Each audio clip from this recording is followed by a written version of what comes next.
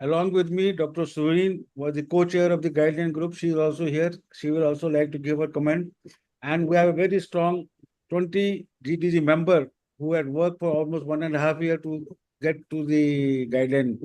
Dr. Sureen can speak, tell more information about the guidelines. Dr. Sureen. Like Sir said, we put in a lot of hard work to bring these guidelines. They were not like the usual guidelines which come out from India.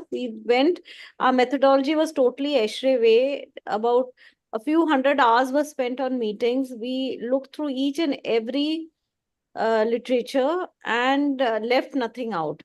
So we are hoping that they have a place in the international circles because it was done in that similar methodology.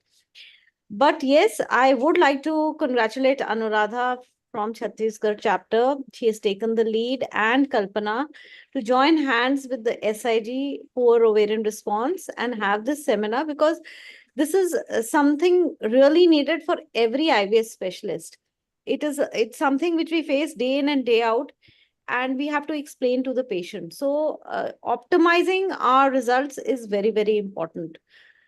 I think we can go ahead and start. Anuradha and Kalpana, if you would like to say a few words. Is Shweta there? I would like to request ma'am. Now I request Dr. Sweta ma'am. I think ma'am has not joined. She's not joined, huh? Now, ma'am, Kalpana ma'am, you can speak some words, ma'am, till Sweta ma'am.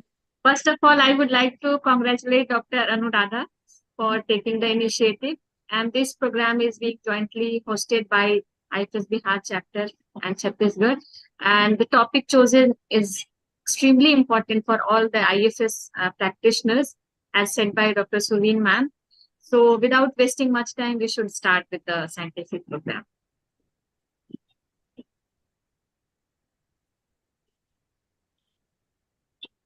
Just a moment, ma'am. I'm just requesting ma'am to join. Sweta ma'am. Good evening, sir.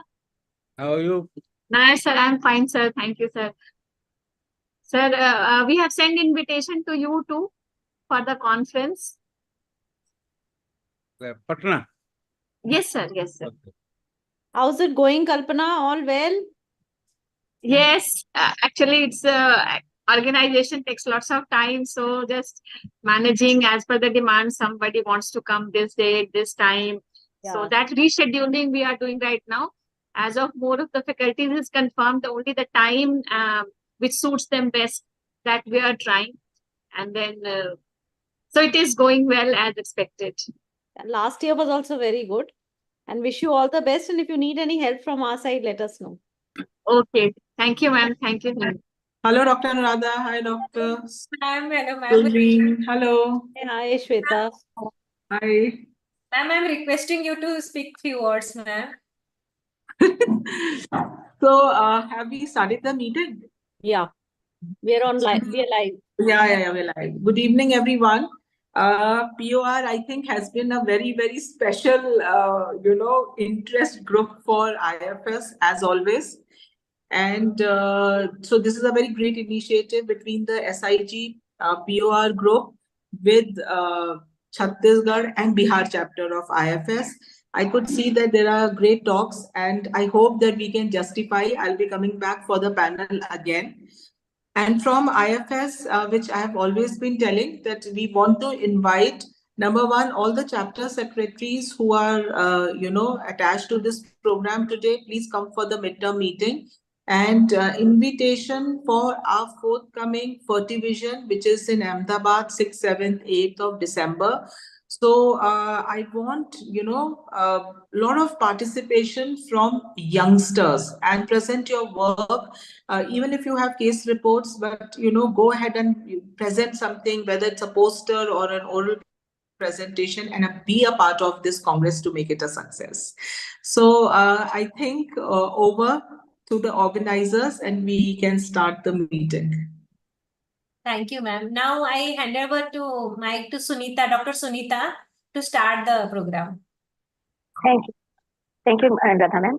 So let us start the most awaited academic bonanza on the burning topic of poor ovarian response, and we have the opportunity to be enlightened by the renowned faculties all over the country.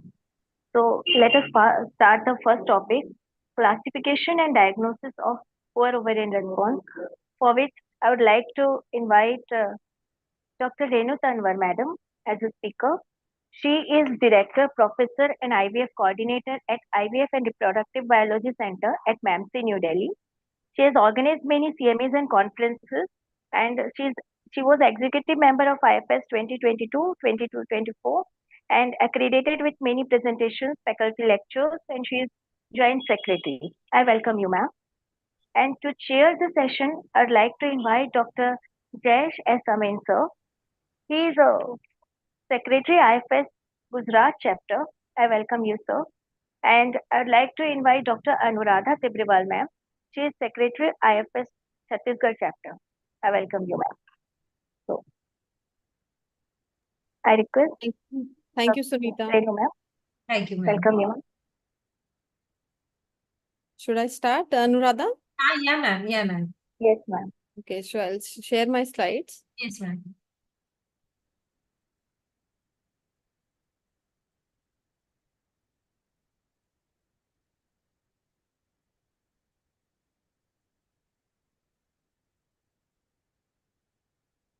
So are my slides visible? Yes, ma'am. Okay. ma'am. So a very good evening to all of you. And I must thank Anuradha and Kalpana for giving me this opportunity to talk on poor ovarian responder. And I think this is a very important topic. The more you study, the more you become wiser. And this is a very difficult patient to manage. So I'll be doing the job of classification and diagnosis. And I think Sureen will be taking up the treatment part. So we all know that this is a widely accepted everybody knows about poor ovarian response, and this is an early sign of ovarian insufficiency. And definitely, people do have a reduced ovarian reserve. Now, ovarian stimulation can be viewed as a dynamic test for the ovarian pooling, and incidence is around 19 to 24% all over the world. The reported prevalence of POR fluctuates markedly between 5.6 to 35.5%. And the problem is that the definition of poor ovarian response varies widely. Now, there is a literature that the first patient who was defined by was a poor responder was described by Gracia. And he found that the patient was responding with decreased follicular response and low estradiol level when he was stimulated by FSH and HMG, resulting in few oocytes, and hence even the transferred embryos were less. So many terms have been used in the literature for the type of ovarian response, and the terms are poor, low, at times they are bad, slow, inadequate, suboptimal. So all terms are available there.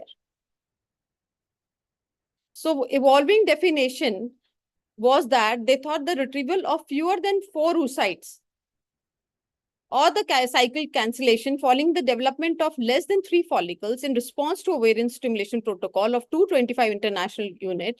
That was the maximum ovarian stimulation. So that is what they thought. Maybe this is something like a definition where we are getting less than 4 oocytes. And these are all the authors who had defined it this way. But the main problem was the absence of the standard definition. So we also know that the causes of poor ovarian response is not only advanced age, but it is also genetic factors like the polymorphism. Then there are iatrogenic causes that maybe some cystectomy has been done, some ovarian surgery has been done. Due to dense pelvic adhesions, even at times the ovary responds poorly to the stimulation because of less vascularity over there and a lot of adhesions having there. Then maybe some patients have received chemotherapy. All that should be asked in the history. Autoimmune causes can also lead to poor ovarian response. Endometriosis as such, and even obesity in all age groups could lead to poor ovarian response. Now, patients with poor ovarian response definitely present with higher cancellation rate. They have lower pregnancy rate per transfer and also the lower cumulative live birth rate per initiated cycle as compared to the normal responders. So just can we do it? Yeah, I just want to show this. Maybe I can take it this side. Yeah. So when the earlier it was started in 2008, and this was the EVN annual reproduction workshop group, which found that there is something like an ovarian resistant to FSH. It was poorly defined, but is believed to affect 10 to 15% of women with normal ovarian reserve who had undergone ART. This is what they came to know. And they thought they identified by E2 less than 180 picogram per ml or the absence of follicles of more than 10 mm on the day 8 of the stimulation with a dose of 150 to 300 IU FSH per day stimulation cycle following GnRH agonist long protocol pretreated. This is way back in 2006 and 2008. Then X-ray came in 2011 and they introduced the Bologna criteria by Fertility et al. Then it was shifted to, the concept was shifted to poor ovarian response or to low prognosis by the Poseidon criteria, which we all are following now.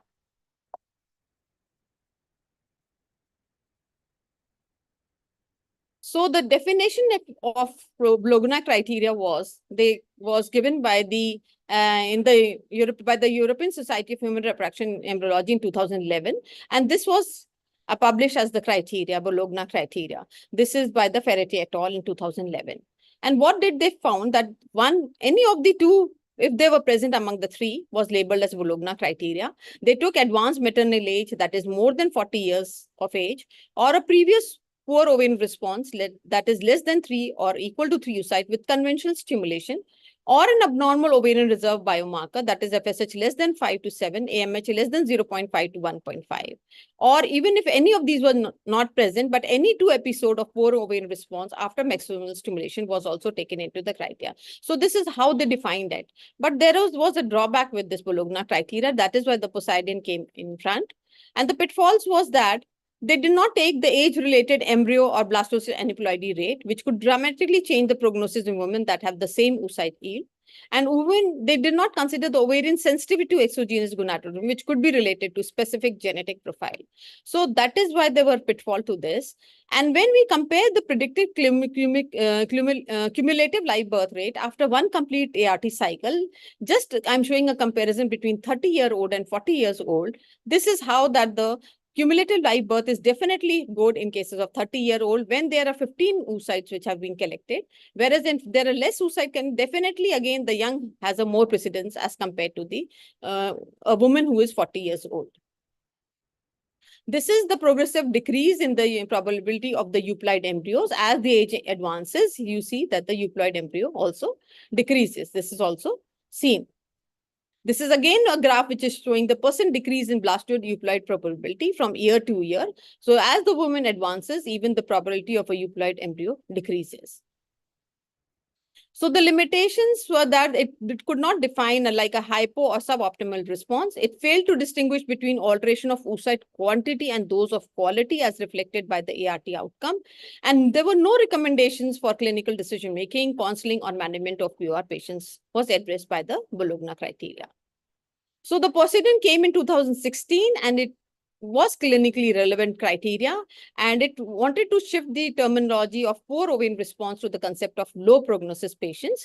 And the low prognosis patient is classified into 4 groups as shown as the patient-oriented strategy encompassing the individualized oocyte number. This is the full form of a Poseidon, and it divided the patients into 4 groups so that each could require a more personalized treatment approach.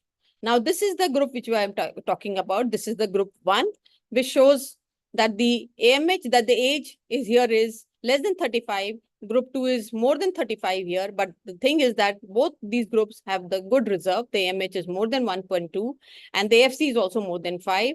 And they again divide into 1A and 1B depending upon the number of oocytes retrieved. So this was important that it was considering the number of oocytes retrieved. And that is why the third group was again less than 35. So this group is the younger one, but definitely both the lower ones have the low ovarian reserve. That is the FC is less than 5 and AMH is also less than 1.2 nanogram. So here the Poseidon was considering the age. It was considering the ovarian markers, that is the AMH and AFC, and as well as the number of oocytes retrieved if there was any ovarian stimulation. So this was definitely good. It was dividing the patients into all this, and maybe we could come to some conclusion. So this is the group 1, group 2, and group 3. You see the group 2 and group 4, because they are elderly, there are high chances of high embryo aneuploidy risk in this group.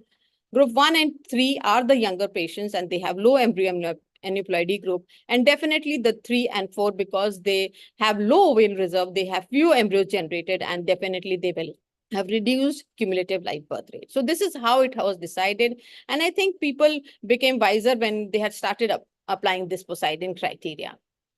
So the more specific definition of the poor prognosis patient introduces new categories of impaired response. Is it a suboptimal response or a hypo response? And at times they are used interchangeably. The suboptimal response is the retrieval of 4 to 9 oocytes at any given age with a significant lower live birth compared with normal responders. And hypo response, that means you definitely at times have to give a higher dose of gonadotropin and more prolonged stimulation required to obtain an adequate number of oocytes. So definitely the Poseidon strategy was good. It was combining the qualitative and quantitative parameters. The age of the patient was being considered and the expected oil period was taken into consideration. And definitely the biomarkers and the functional markers were there as the AMH and the AFC. ESHRE was also agreed to this in 2019. It also said that low ovarian response is a diminished response to conventional ovarian stimulation. And it was all said that it is characterized by the presence of low number of follicles or oocytes, generally less than or equal to 3, and either the follicles maturity on the trigger day or the oocytes, which is number of oocytes which were obtained after the low response. So it also gave this guideline for predicting high and poor response to ovarian stimulation. Obviously, we either antral follicle count or AMH is recommended over the other results. So this is very clear that for any poor ovarian response, we do consider these two things. But the success of Poseidon was, the important thing was that it was definitely taking into consideration the number of oocytes retrieved to achieve at least one euploid blastocyst for transfer in the individual patient. That was what they were trying to find out in the Poseidon concept. And because the number of oocyte was being given so much importance because the retrieval of one or more oocyte increases the predictive live birth rate per cycle by 25% in all age groups. And definitely the concept was that the more the merrier, the more the number of oocytes, definitely it will be better for the poor ovarian response patients. So the two tools useful in assessing and increasing the probability of having one euploid blastocyst are the FOI and the ART calculator. So the quantitative markers are definitely the follicle output rate, that is the FORT, and the follicle oocyte index. Why they are important? Because they help to identify dynamic nature of follicular growth in response to exogenous gonadotropin. It helps to identify patients who can benefit from a pharmacological treatment and definitely positively correlated to the outcome of the IVF. So this was also a study which was done in 2020, and they also were trying to find out the follicular output rate and the follicle to oocyte in cases of low prognosis patients within the Poseidon group. Now, when we talk of this, the FORT, that is what they are trying to see. That means you have the AFCs, but all of them are not becoming at the mature state at the day of HCG. They do not become around 60 minimum number, less than 30% maybe are forming only 16 to 22 mm of size. And definitely we are expecting something like an 80%. So definitely this was telling about the ovarian sensitivity. So anything pre-ovulatory follicle count, this was how it was calculated, the FORT, the pre-ovulatory follicle count on the day of HCG upon the AFC count. And they found that anything less than 0.3 was a low ovarian sensitivity, 0.3 to 0.8 was a normal sensitivity, and definitely if it was 80%, that means it was a high ovarian sensitivity. This is what the conclusion of FORT was. Then the follicle oocyte index was calculated by the oocyte number. Definitely, this is more better than the FORT because here we are calculating the number of oocyte upon the antral follicle count. And they said the normal FOI, if it is more than 50% is okay, but anything less than 50% of oocytes retrieved from the cohort means it has a low follicle oocyte index. And that is why the pathogenesis, this could be something like a low gonadotropin dose, maybe a genetic factor could be there, or maybe some asynchronous follicle growth is there, or maybe some technical issues that has also to be taken into account. So again, they said in cases of follicle oocyte index, low ovarian sensitivity, if it was less than 50% and more than 50%, that means it was normal ovarian sensitivity. Now, another which is better is the ART calculator. I don't know how many people are using, but then it is there in this site, which you can download and make it fit. Maybe it is trying to calculate the number of mature oocytes, which we can. And this is what is, it has the pre-treatment part and the post-treatment part, the ART calculator. It takes into account the female age where you have to fill it here. Then it is also taking the sperm source. So according to them, to this, both these things are important. The female age as well as the sperm source is important to calculate and to tell the probability of success of the in cases whether you can get at least one euploid blastocyst. So anything if the age is 37, yes, they've taken the ejaculate sperm and then they have said that maybe if you reach a 19 to 13 are needed to obtain at least one euploid blastocyst transfer. This is how they were trying to calculate. And after the procedure, if the female, they found that only 7 mature oocytes retrieved, that means you could give a prognosis. That means she has only 54.7% of having a euploid embryo transfer, one euploid embryo transfer for transfer. That could give a prognosis to the patient. So that is why it is helpful. Now, there's another way like the ovarian sensitivity index, which can also be used. And this is taking in calculation the total FSH dose which has been used in the treatment and the number of oocytes retrieved. And they say the high ovarian sensitivity index reflects ovarian resistance to ovarian stimulation, thereby suggesting a hyper-response profile. And it does not take into account the type of gonadotropin used. It is only taking the total amount of FSH dose and the number of oocytes retrieved, and then they are trying to find out the ratio. So definitely, we all know that when you compare between the Poseidon and the non-Poseidon, we know that the live birth rate definitely is low in cases of Poseidon as compared to the non-Poseidon group. And clinical cumulative live birth per started cycle might be increased low prognosis women by increasing the number of retrieved oocytes, which may be achieved mainly in Poseidon patients who have an adequate ovarian reserve markers. Definitely, who has a good reserve, we may be able to have a more number of retrieved oocytes as compared to patients who have less ovarian reserve. So this is the SWOT analysis, and this is the strength of this. And it said that it was inclusion of both quantitative and qualitative parameters in the criteria of the Poseidon group.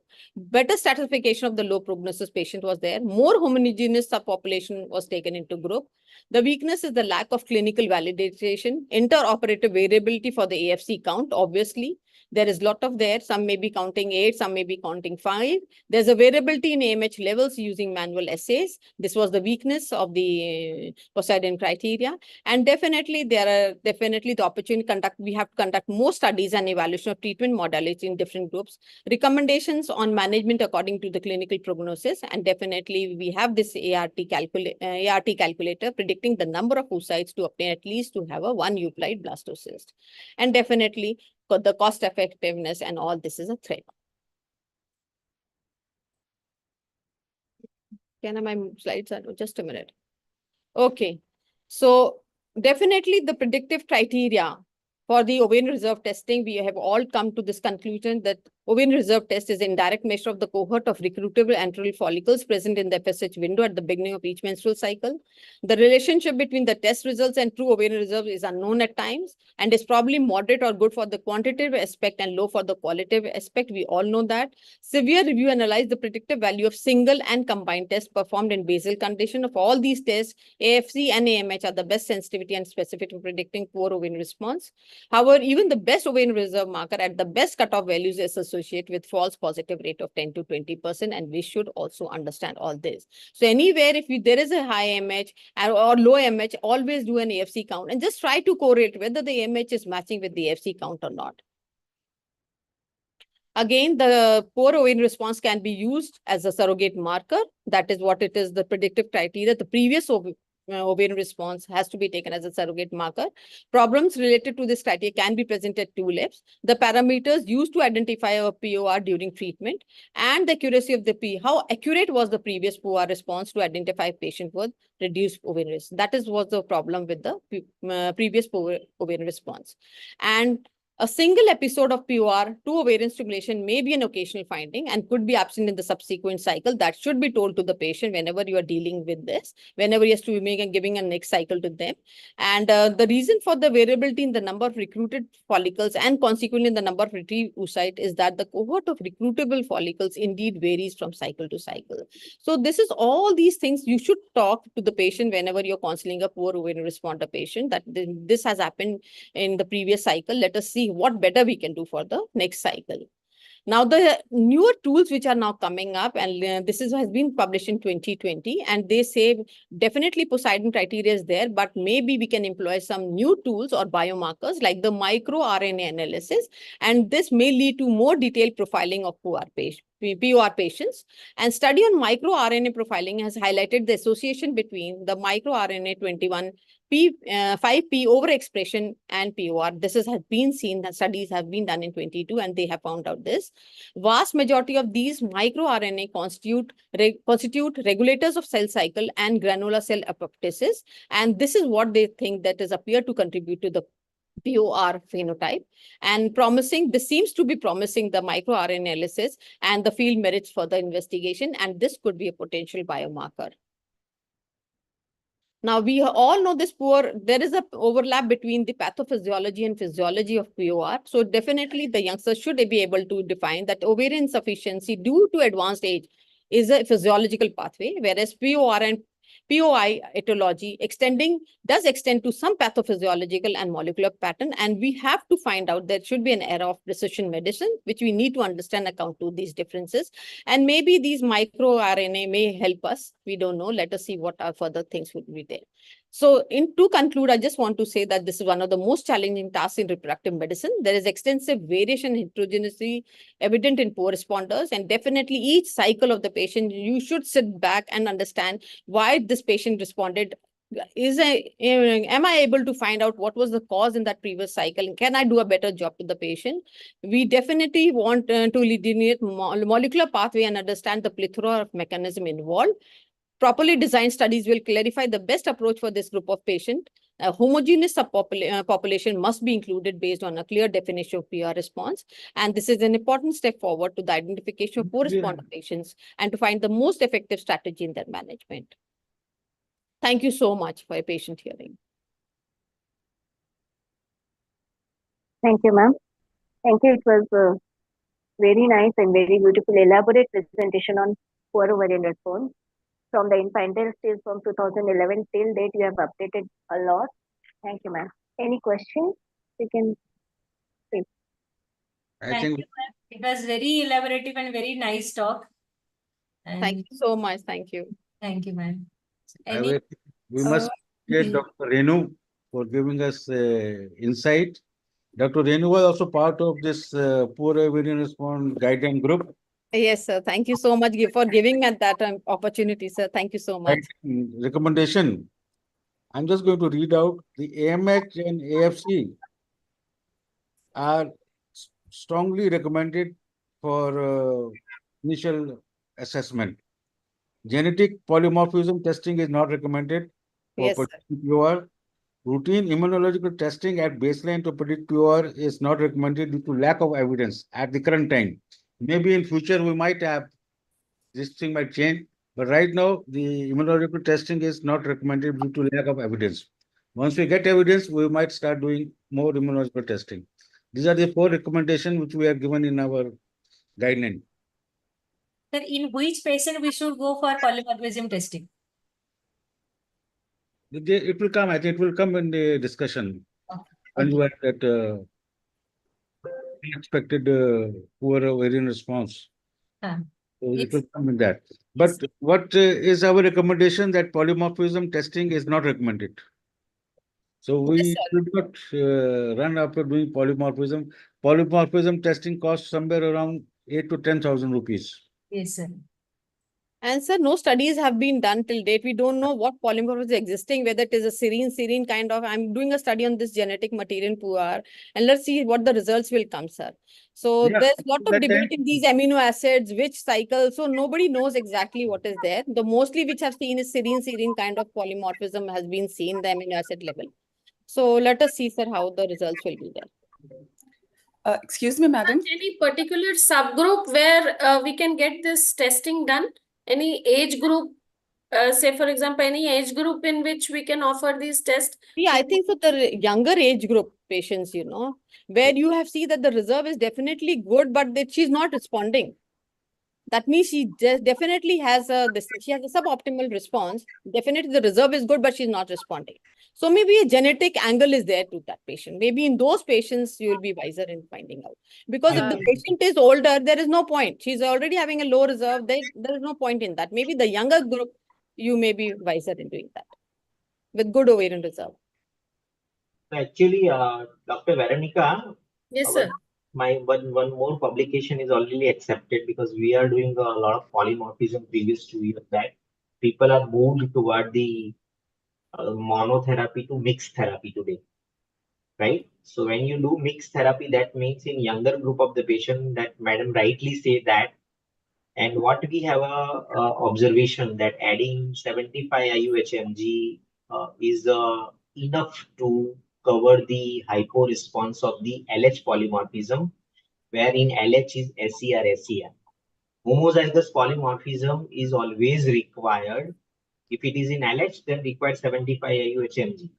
But if it is not in LH and if it is in FSH, then this FSH polymorphism, which already have a longer stimulation, maybe you can have a 14-day, 15-day stimulation and you require high dose of the FSH, maybe more than 225. So most probably 225 se zyada if you are having, you need require more dose. And I just believe that that polymorphism is a beautiful taste actually, but we people are doing more wasting time in being when the patient in the hand of the gynec, they are doing FSH, LS, testosterone, all these things. But it is really, if people will do then less number of the injection because whole industry in the world are moving toward mixed therapy. You are unnecessarily 60 to 65% giving 75 IU/HMG extra, which is not required because hardly 15% LH polymorphism is there in younger group. So when you do egg freezing cases specifically, when lady who she want that I want less number of the pricks, the main advantage of polymorphism is that you can give only FSH prick because you know that she required young and she required only FSH. And you can go in today's era, you can do a hydroxyprogesterone acetate, MPA, progesterone prime protocol. So ultimately, she can have only 12 prick and she can freeze her eggs. So this is a new advantage that how we can reduce the hypo response around to surrounding 1 or 2% only because there are 300 polymorphism. We are testing only 3 polymorphism, right? So going forward, you can have a reduction of the injections and less painful because India doesn't have a long-acting FSH, three injections. You can go by only 12 injections and you can complete the whole cycle. But the recommendations are still not there, Jayesh. We need more RCTs and everything to clarify whether we have to really go for this polymorphism. I think if it's Dr. Jay, suppose a patient comes, she's young, we are taking her for an unexplained infertility with whatever duration of infertility. I don't think there's a role of polymorphism at the moment. Unless after giving adequate dose, you see a dampened response. So right now, I don't think we need to do so much of armamentarium because type 1 Poseidon is hardly, it's a very small group. See, Yeah, I agree that with is what I'm differing for that. I understand there are a lot of publications or whatever the publication, I defer that. If you do have us around 50 to 60 polycystic ovary stimulation or 25, you might get 4 people, those who are getting, because it's all about that how the referral unit is there. I understand that polymorphism will not increase the live birth rate because ultimately, at the end of the day, if you are getting only 6 oocyte instead of 15 oocyte, sometimes the sperm factor and everything is fine, then you are getting 2 or 3 blastoses. And you are transferring that 2, 3 blastoses and you are getting a pregnancy. But many of the patients, even the PCOS patients, when you are expecting very good, and you end up with the 4 oocyte, 4 mature oocyte, which is considered as a type 1 posoidian miss. You are expecting 15 or 20 oocytes and you are end up with the only 5 oocyte, and maybe you are getting the arrest or only 1 embryo will be there. So these are the cases to explain the patient is very difficult that she is a PCO and why she got the only number of the oocyte is lesser. Now because of that, everybody started a 75 IU of HMG, 1 ampule will reduce your hypo response almost null, 0 in the young patients.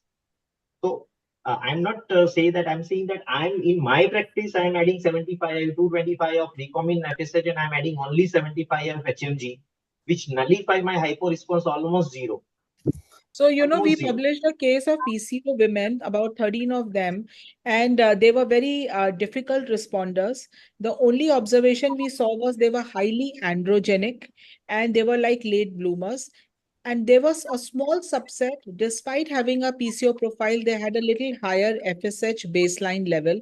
And those are the ones who primarily respond to an LH molecule, whether you're giving HMG or you're giving recombinant LH. So that kind of a response, but it is very small amount. That is my studies, 1,000 patients, madam. I can share retrospective data. And then I can share you that 1,000 out what of how many exactly the PCO, number of Dr. LH Jay? Should you- polymorphism is there. No. Were these 1,000 women who showed such poor response? Because in my clinical practice, I don't see this. I see poor PCO basically having very good response. Yeah, Out same. of which there are very few patients. So this is a generic test which you did on PCO, right? Without seeing whether they responded well or not responded. That's Actually, the why I question. ask this question is because in our setup, I am seeing very often, very commonly, even young patients, many times 27, 28 years old, their AFC also looks good, like a good responder. On laparoscopy, I have seen a good, volume ovary we see. But then when we stimulate them and also their AMH comes low.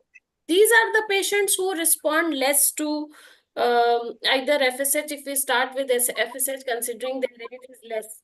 So are these the candidates that we should offer this Sometimes, testing? No, sometimes if AMH is low, then obviously you are expecting a low response, right? But antral follicle looks good when ma'am, we do So I just got a call. responded. I just got a call from Gorakhpur. Same situation. AMH is very low and antral follicle count is decent. So I've just told her, let's do a luteal phase estrogen, make a follicular cohort better, and we do nothing. So you just need to decide whether you need to give an agonist cycle to them or the first cycle can be just an antagonist cycle and you see the response. Because in these patients, maybe embryo pooling is the answer. ma'am, sometimes it happens PCOS patient, good follicle, central follicle, AMH is also very high. But when we retrieve only 2x or 3x like this, we face the practical Those problem. are the ones who respond to LH. Yeah, it's not allergen. They are few in number. They're not that often. And that's not that. In PCOS patients now, we are giving repeat trigger in when we are getting good response, and then the number of M2 oocytes are surprisingly very good. So right now we are undertaking a study, and in this study, our M2 oocytes rates are very good. So Double trigger, that's a double trigger, you're saying. repeat trigger. We give What's the repeat trigger? agonist What's the 12 What repeat type of hours trigger you are doing? What type of trigger you are getting in the second time? Double GNRH agonist trigger twice, 12 hours apart. 0.2, ma'am, 0.1 to 0.1 milligram. whether After you are 12 doing hours apart apart, or we again repeat, together, I and don't then think the number of M2 oocytes are very good because 100%. initially we used to see so many follicles, and then at the end we have very few M2 So your oocytes. second trigger is effectively 24 hours before oocyte aspiration, right? yeah. Yes, after 12 hours, it will be like Yes, ma'am. So you're doing the first one at 36 or 40? First trigger. 35 hours.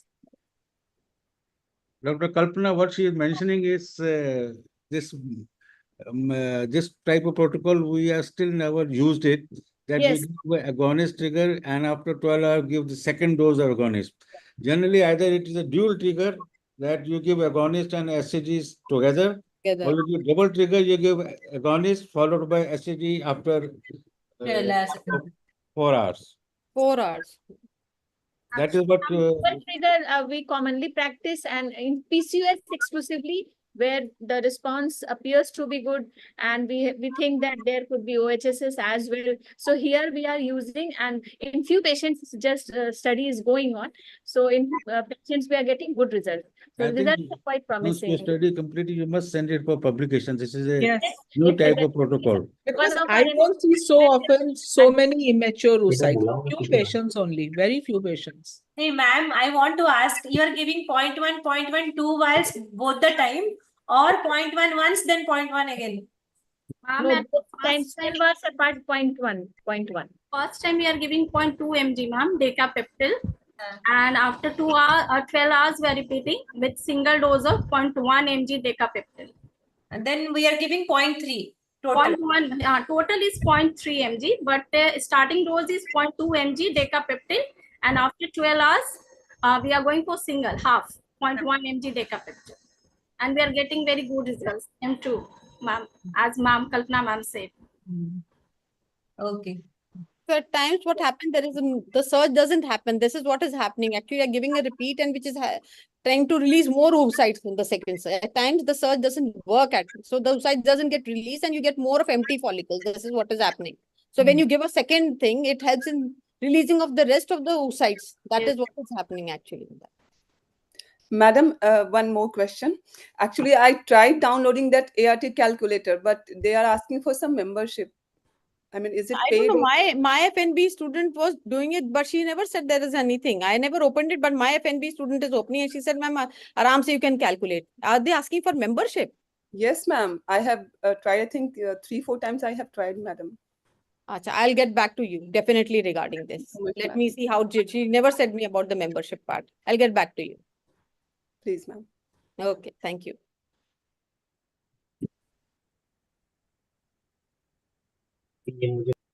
Jayesh, I want to ask you one thing. How much is the cost for polymorphism test? Polymorphism is costing around 7,500.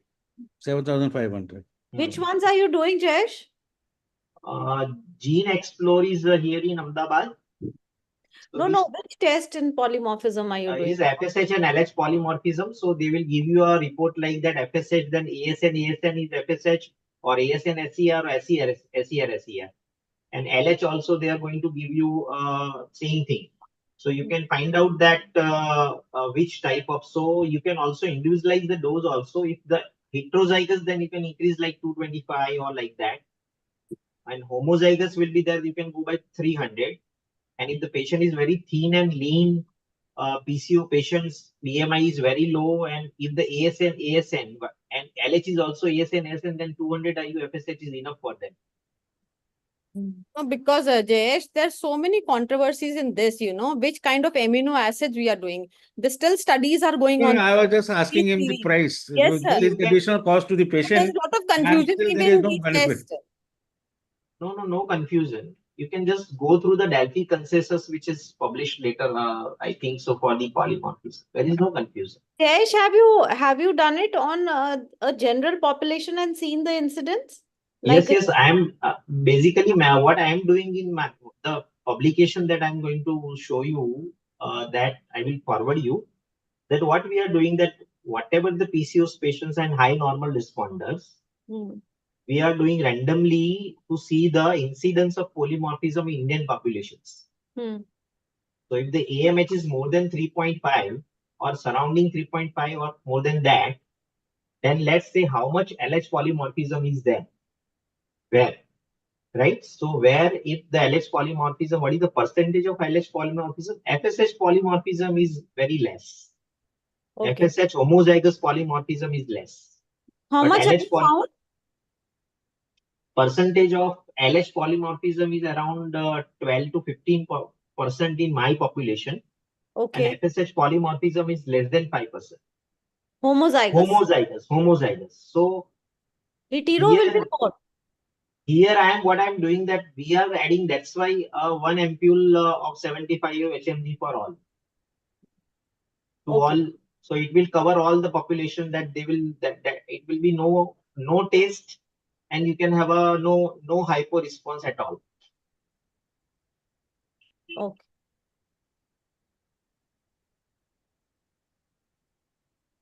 So what we are doing is to look after this 12 to 15% of LH polymorphism. You are giving HMG to all the patients. 75 IU HMG only, sir. Yeah. Rest of the dose is 75 IU HMG is sufficient to cover the homozygous LH polymorphism. There is no need to take more ampules. Sir, for FSH polymorphism, then you have to increase the dose. How much? You have to increase the dose up to maybe 225, 300 IU, up to 300 IU. sometimes 375. Whether practically it is 300 Yeah, and the we have publication, started, but sir, it can from go beginning 100. 225 to 300. So Yeah. after that 75 or 150 or directly 225 more, No, you What? add another. another 75 or 150 75 HMG you can add on the second day of stimulation. for LH polymerase. Yes, yes. Thank you, sir. Yep. Thank you. We'll move to second talk. Sunita? Dr. Sunita? Yes, ma'am. Uh, I would like to invite our second talk is strategies to improve success rate in poor ovarian response, for which I would like to invite Dr. Survin Gurman, ma'am. And she is senior director and head IVF specialist in the MAX group of multi-specialty hospital, Delhi, Gurgaon. She is senior vice president of IFS, and she is one of the chairperson of developing IFS guideline on poor ovarian response. It is the first guidelines, as sir has already told, and for IFS consensus statement on psychological care in ART. And she had many publications. She had wrote many books. Thanks. And I welcome you, ma'am. Meeta. Thank you. Thank you. Welcome, ma'am. Yeah. Thank you, ma'am. Thank you. At the outset, thank you so much for thinking of this webinar, thinking of us. And We are happy to get you, ma'am, because you have already published that pure response. So we will get to know all the things in detail. yeah. So what I'm going to talk about, Renu, is very nicely, and she's made some things easy for me because I can skip a few slides. Very nicely told us about the classifications and where we are. Sorry to interrupt you, ma'am. Just I would like to invite Dr. K.D. Nayak sir and Dr. Kalpana Singh, ma'am, to chair the session.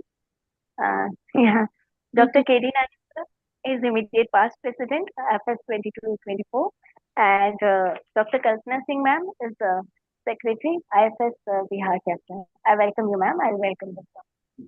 Sorry to interrupt. You can.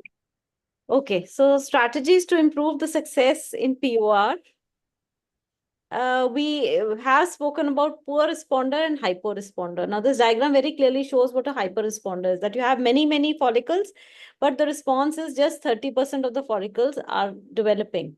And this is what we find in the Poseidon 1 and 2.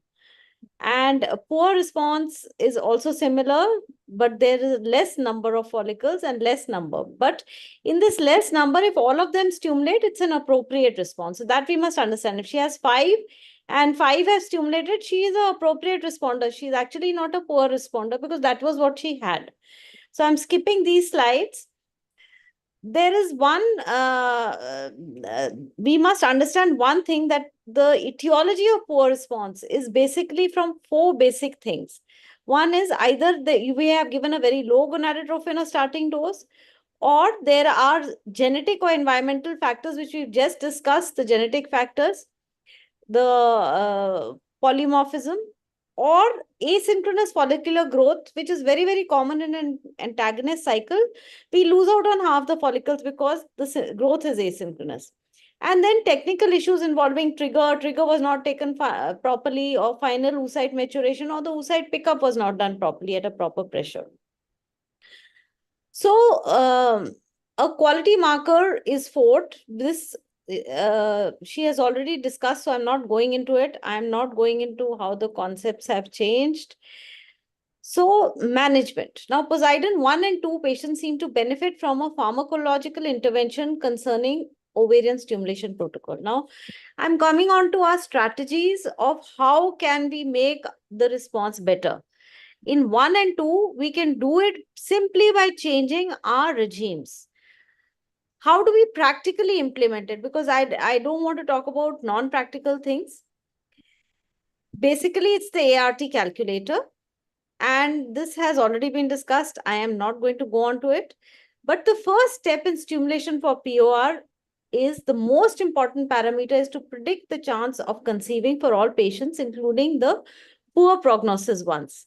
And here, I would say that the number of retrieved oocytes is very, very important, and the woman's age. So an efficient prediction of ovarian response is therefore pivotal to define a tailored COS for each patient. What is the incidence and prevalence of an unexpected poor responder? Because that is the one which scares us most.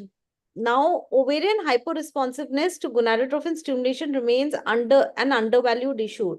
We really are not studying it so much as we should be studying it. 10% of women defined as normal responders characterized, and the ovarian reserve testing requires a higher than expected. So she's a normal responder, AMH is okay, antral follicle is okay, but she takes a unusually high dosage to reach that level of follicular development. This is a poor responder. A recent study indicated that 45% of the patients who underwent a conventional stimulation with the conventional dose of 225, less than 10 oocytes were retrieved. And these are all patients with a normal ovarian reserve. So amongst the Asian population, this was a paper from China. They said that the unexpected poor responder is 21% of all our stimulations. That means each stimulation which we do, there's an unexpected poor responder in 1 in 5. Now, coming on to the genetic and environmental factors, well, we have discussed this to quite an extent, but a hyper responder, whenever, like Jayesh had said, whenever you find everything is okay and she's not responding, he is adding 75. So basically, there are two genetic variations, the LH gene polymorphism, homozygous carriers and heterozygous carriers. And you can see that the homozygous carriers are taking much more gonadotrophins than the heterozygous. And then there is an FSH receptor serine 680 variation that is again associated with a higher basal FSH and antral follicle count. So you'll find that the antral follicle count is perfectly okay, but the FSH is high. These are the ones which you have to look out for. So this is the pharmacogenetic approach, and I think Jayesh has very nicely put it forward also, that what are we to do? Now, there are 5 main strategies which you can practically apply to tackle a poor ovarian responder. One is the use of recombinant FSH in preference over urinary gonadotrophins.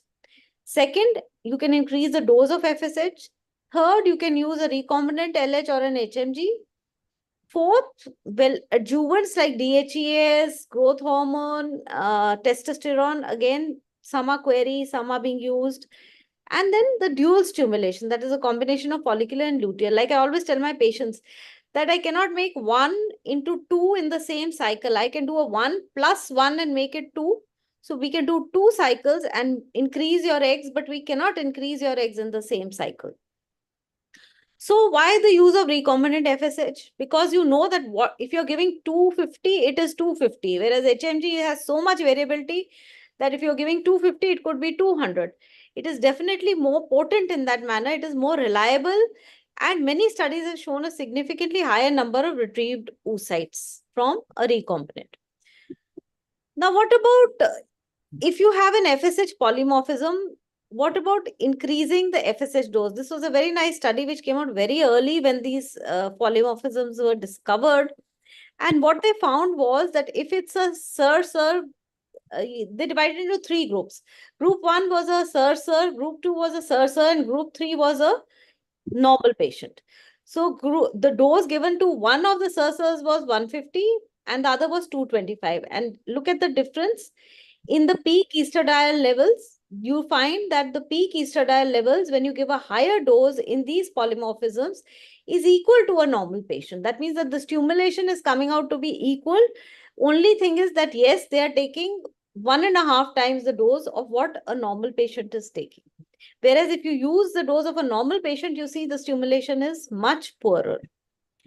How much should the dose be increased? Now, it is evaluated that the effect of FSH dose adjustment in women with suboptimal approach, and suboptimal is something like 4 to 9. This was a study done in 2018 on 160 women. And what they found was that a dose increment of recombinant FSH led to higher number of oocytes, which was significant, 9 versus 6, and higher good quality embryos, 4 versus 3, again significant. They did a regression analysis and they found that an increase of 50 IU of the initial FSH dose would lead to a 1 more oocyte, which was significant if you have less oocytes. Like if you have 3, then 4 is 25% increase. So that was one strategy. That is, you use recombinant, you increase the dose of recombinant. The protocols could be in a poor responder, a GnRH antagonist, a GnRH agonist, or a dual stimulation. Now, I'm not going into these protocols because we all know of them and we are using them. Coming on to LH and its role in ovarian stimulation, we all know that there is a therapeutic window for LH. There is a LH threshold above which it would help. And there is an LH seal where it causes atresia of the follicles. So we have to remain within this level of the LH therapeutic window for the LH to act properly. So it isn't that you can give as much LH as you want and it is going to do good. It has to be in the... And now, which are the patients which require LH? Do all patients require it? Well, most women have sufficient endogenous LH and they do not require it. The one group that requires it are those with deeply suppressed endogenous LH. It could be an agonist and an antagonist suppressing it, or it could be a hypo patient. The second group of patients, and this is 20 to 30% of women, have less sensitive ovaries. And these women are usually either the older patients, that is Poseidon 2 and Poseidon 4. Or the poor or slow hyperresponders to controlled ovarian stimulation. So LH supplementation is a useful strategy to maximize our results. Now, on whom to give the LH? Now, LH, it has been found that in the study, when they studied women under 36 and over 36, they found giving LH did not improve the clinical pregnancy rates or the implantation rates, and the odds ratio was 1. But in older women, definitely it was 1.5 times. So it does improve in older women. Who benefits with LH? This was a 2018 systemic review and meta-analysis. They found that the unexpected hyper-response to recombinant FSH and monotherapy, and it was those which were unexpected, whether they were young or older, they are the ones who really benefited from LH. And then those, especially who were between 36 and 39, they found that the impact of LH after 39 was no longer there. So it is the 36 to 39 age group which actually benefits. Why is there hyper response with a normal ovarian reserve? Now, this is something which we are tackling all the time and we are very, very puzzled about it. Genetically determined characteristics of LH itself or its receptors may be responsible, and there may be a carrier of LH variant which has ovarian resistance to exogenous gonadotrophins. This LH variant has an elevated bioactivity in vitro, but significantly shorter half-life. So the bioactivity may be better, but the half-life is so short of 12 to 22 minutes that they barely have time to act. And the frequency is 0 to 52%. Another polymorphism is the LH-HCG receptor polymorphism. So now in these patients, should you increase the LH or FSH or add LH to a hyperresponder? What does evidence say? So in this multicentric trial, what they did was they added LH in one group and they increased the FSH in the second group to 450. And what did they find? They found that in the group where LH was added and FSH was left at 225, they had higher number of oocytes retrieved, a higher implantation rate, and a higher pregnancy rate, all clinically significant. So this shows that definitely adding LH is a better step than just increasing the FSH. So how much LH is to be added? That with 150 in poor responders, the oocyte retrieval rate and the percentage of oocytes was definitely better. In the agonist cycle, they say 150 definitely. Antagonist, like Jayesh is saying, 75 is good enough. Many started in mid-follicular phase in attempt to rescue an ongoing cycle. But even starting on day 1 of stimulation in subsequent cycle does make sense, especially if they've been hyper-responding in the previous cycle. So in agonist, like I said, day 1, and in antagonist, you can start on day 6. First day of cycle when stagnation has been observed. So if on day 8 of the previous cycle, you found that the follicle became 12, 13, 14, and after that, it just would not budge until you increase the dose or added LH, then in the next cycle, it must be from day 1. What about androgens and DHEAs? We all know that DHEA supplementation increases antral follicle count, or so they say. It is still not a very recognized form, but they say that anybody who has a decreased ovarian reserve is an androgen deficient state. So that is why DHEA came into practice, where they say that the pre-antral follicle is acted upon and antral follicle count increases. And there were a lot of studies in 2013 which said that the clinical pregnancy rate, live birth rate, AMH increases, the aneuploidy rate decreases, and hence the miscarriage rate comes down. And this is more in women who are older. The difference is much more in women who are older because they have more aneuploidies than in women who are younger. However, there are many studies which refute this also, and I would say that it's still very query on whether DHEA should be given or not. In our guidelines, again, we have put a query there.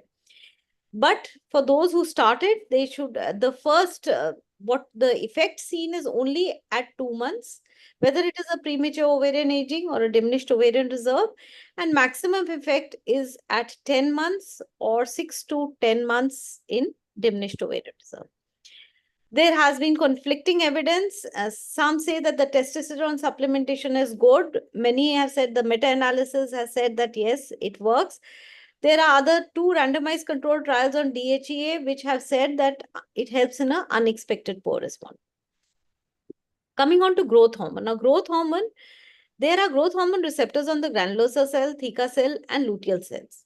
So that is how it helps in the recruitment of primordial follicles into the growing pool.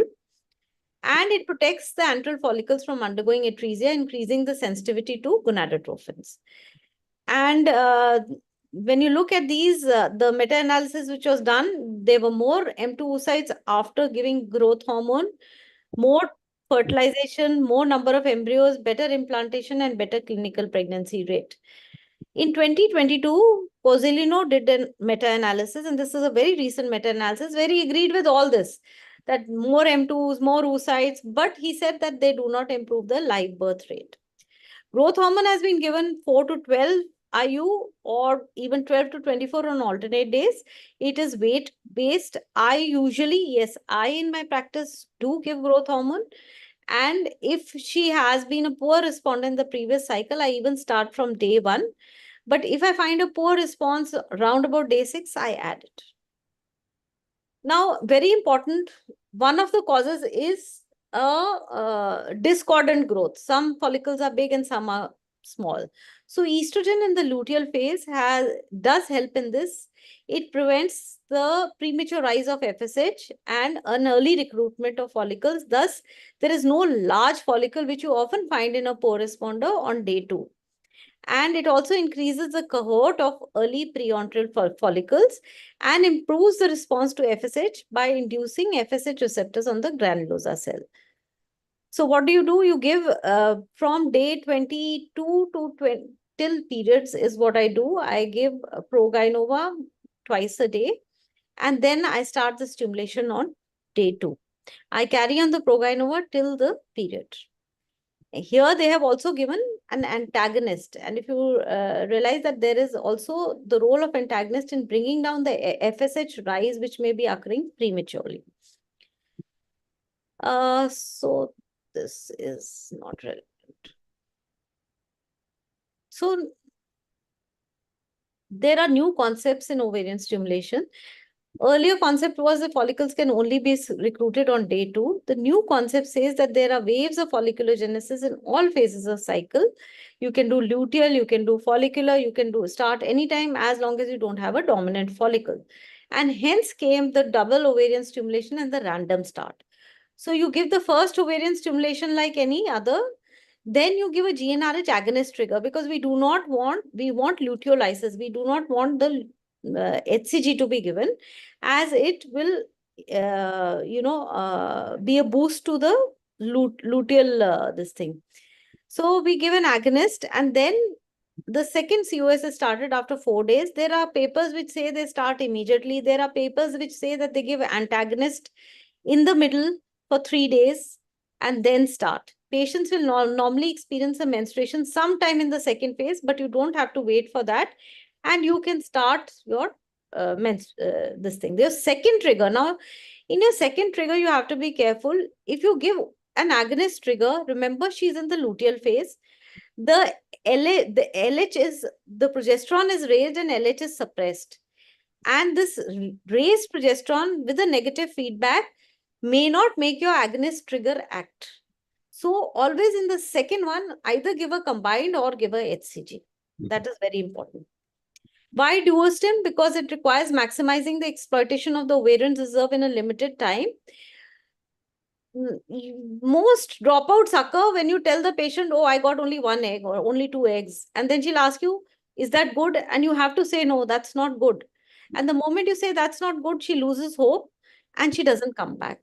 So when, in fact, now I did this guideline on psychosocial care, and they have said that to counsel for a negative cycle, you need to start even before stimulation.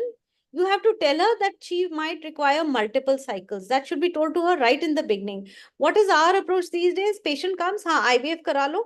We do 1 cycle and then tell her, oh, this hasn't worked. We need to do another cycle. But we should be telling her right in the beginning that, look, you will require maybe more than 1 cycle and you should be prepared for it. So that's a multi-cycle approach. And that's what we need to give. Now, in duostim, one of the things is, are we compromising quality by doing a luteal phase? When they looked at luteal and follicular phase, fertilization rate, blastocyst rate, and euploidy rate were all similar. There was no difference in them.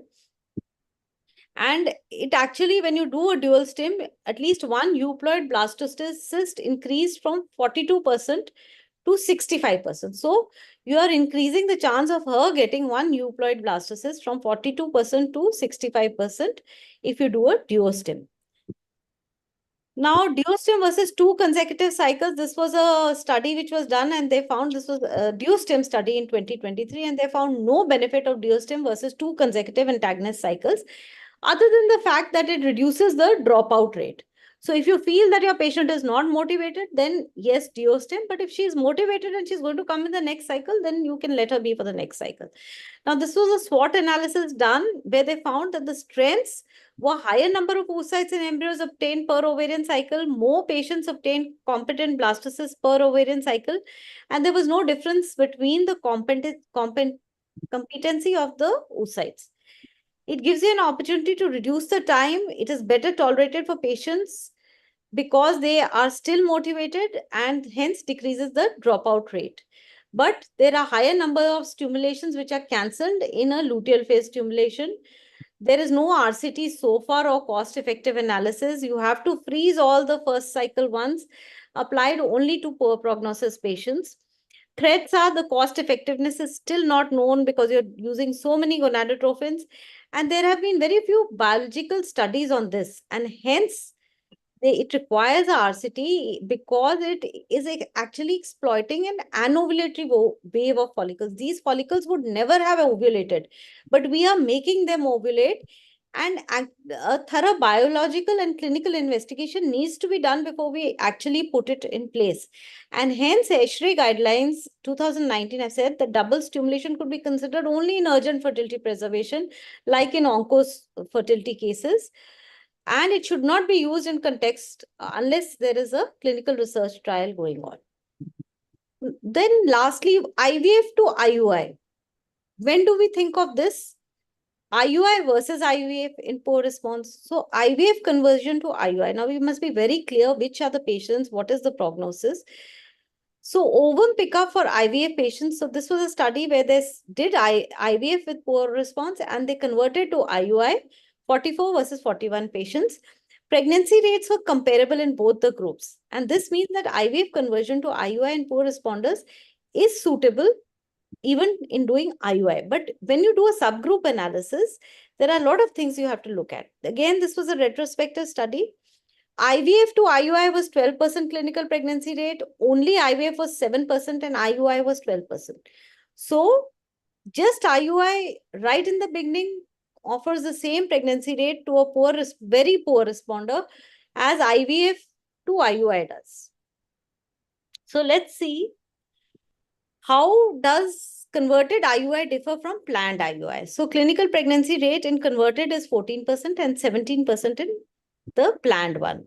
and converted cycles in comparison to IUI in general population. There was a longer ovarian stimulation, obviously, because you were trying to stimulate her for IVF, and lower estradiol levels and less mature follicles. So it is a good option for poor responders. Now, does the number of follicles make a difference to the outcome of IUI? So this was one follicle, and if you see, the green one is IUI and the blue one is IVF. With one follicle, it's the same success rate, same pregnancy rate. But when there are two follicles, look at the difference in the pregnancy rate. They actually increase quite a bit. So does age make a difference? Yes. If the age was less than 40, it was 13% in IVF and 2% in IUI. So you should look at two things, number of follicles and the age of the patient. If the age of the patient is less, then success rate is more with IVF. Now, how does the follicular number make a difference? If you look at this study, there is one follicle here, two follicles and three follicles. So when there is one mature follicle, the success rate for one mature follicle, getting one mature follicle in one follicle is 82% and in three is 96%. Of one zygote is 61% versus 84% with three follicles, and transfer is 83% with three follicles. So the live birth rate in women who have 2 or 3 follicles is 93% versus 3.4% in one follicle. So the continuation of IVF demonstrated higher clinical pregnancy rate and live birth rate with 2 follicles. With 1 follicle, there was no significant difference between doing IVF or converting to IUI. And this confirmed trial was the first randomized control trial which did confirm this. Then is abandoning the cycle helpful? So your patient is not stimulating well. We've talked about converting to IUI. Now we talk about abandoning totally. So if you see proceeding to IVF, the ongoing pregnancy rate is 6.8%. Abandoning and trying again is 5.5%. So it doesn't make sense to abandon the cycle. You should just proceed if you have to take her own oocytes. If she goes for a donor, it's a different issue. Dual trigger in poor responder. Now, when you do a dual trigger in poor responder, you see that the number of oocytes and the clinical pregnancy rate is much higher, and all these are statistically significant. So HCG trigger along with a GnRH agonist trigger is recommended in a poor responder. And look at Poseidon group 4, where the age is more and she's an expected poor responder. The dual trigger number of transferred embryos are nearly double, and top quality embryos are much more, and clinical pregnancy rate is 3 times when you use a dual trigger. So in my practice, I am actually using a dual trigger routinely for all my poor ovarian response. Does the dose of HCG make a difference? Definitely. There is a subgroup of poor responders where there's a significant increase in number of mature oocytes, and you find that a higher dose of HCG does make a difference in the number of mature oocytes retrieved. Then again, coming on to highly individualized egg retrieval. This is looking at when do you trigger, at what follicular size. So they took 56 women more than 43 years old, and they isolated the granulosa cells and they analyzed their receptors. And then what they did was they divided them into 3 groups. Very early, 13 to 15, they triggered at that time. Early, 16 to 18, and standard retrieval, 18 to 20. And let's see what the result is. This is in older women. They found that the 16 to 18 follicle is the one which is giving you the maximum mature oocytes and the highest percentage of high quality embryos, and a pregnancy rate of 16% versus 6% in the other groups. So they said the trigger at 16 to 18 for these women who are of older age group. Then coming on to premature ovarian aging, again, it was early trigger, 81 to 55%, and clinical pregnancy rate of 41 to 7.7%. But they found that the markers of premature luteinization, that is LH and progesterone, increase as the size of the follicle increases. So to conclude, best practice in Poseidon 3 and 4 would be pre-treatment. Yes, you would look at androgens, hormones, CoQ. You would look at a long protocol. You would look at E2, OC pills, pre-antagonist. And in the stimulation part, it could be a 300 daily recombinant or an HMG along with that. In triggering, you would look at, again, a dual trigger. That is one of the best for a poor responder. And you would consider adjuvant treatment along with timing the trigger to 16 to 18 mm. I have not spoken about ovarian rejuvenated therapies like stem cell and PRP because these are still very, very experimental to get the ovary back onto the red carpet. And we do know that the secrets of life is making stepping stones out of stumbling blocks. And that is what we have to do with a poor responder, because it's a huge, huge challenge for each IVF specialist to take on a poor responder. The challenge also lies in counseling her well. So poor response is a huge sector where psychosocial counseling is very important. So thank you so much. Thank you, Surveen ma'am. It was extremely nice talk, and there were so many new. But it was all the problems were very properly addressed.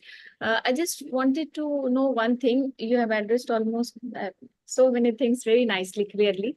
So, do you use like FSH and LH both in a particular ratio so as to get good response? Like there are certain studies, they say that FSH and LH should be given in a particular ratio so that the response is good. So what is your take on this? So yeah, I actually use it in a 1:2 ratio. Like it'll be maybe a 300 and 150. Or if I'm using a lower dose, then accordingly I'll decrease the dose. That's how I use it. So in PUR patient, you prefer to use both like FSH and LH? Definitely. Both started from the day 1, day 2? Day 1. And Day 1. Day 1 or day 2. Yeah. Okay. And estrogen, you said you continue till day 2 of menstruation. Till the period. Yes, till the period. Because that's when you start your stimulation. So you don't want the FSH rising. So I continue it till the period. Yes, we too are using the same thing. So I just wanted to know what better we can do. And accumulation and rectification, everything. So I really congratulate you for your very elaborate, nice talk, informative talk. And I think we can take the questions. If there are any. Ma'am, it was very good, very elaborative and very informative. Thanks. Very nice. Very nice. Ma'am, I just wanted to ask one thing. When you are giving this dual trigger, can we reduce the dose of HCG to 5,000 or we have to stick to 10,000? And how do you schedule them? Are you keeping some gap between the two triggers? I'm not keeping. I give them together only. Okay. And you can reduce the dose because you're giving an agonist also, no?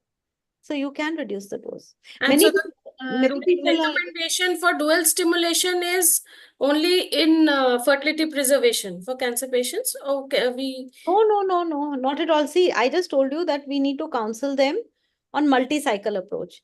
Yes. And we also need to counsel, if if your patient is giving only 2 eggs and at the end of that you fertilize and you make a very bad day 3 embryo, she is going to be really disappointed. But if right in the beginning you have told her that, look, I think you're going to need 2 cycles, maybe 1 cycle may not give us what we want.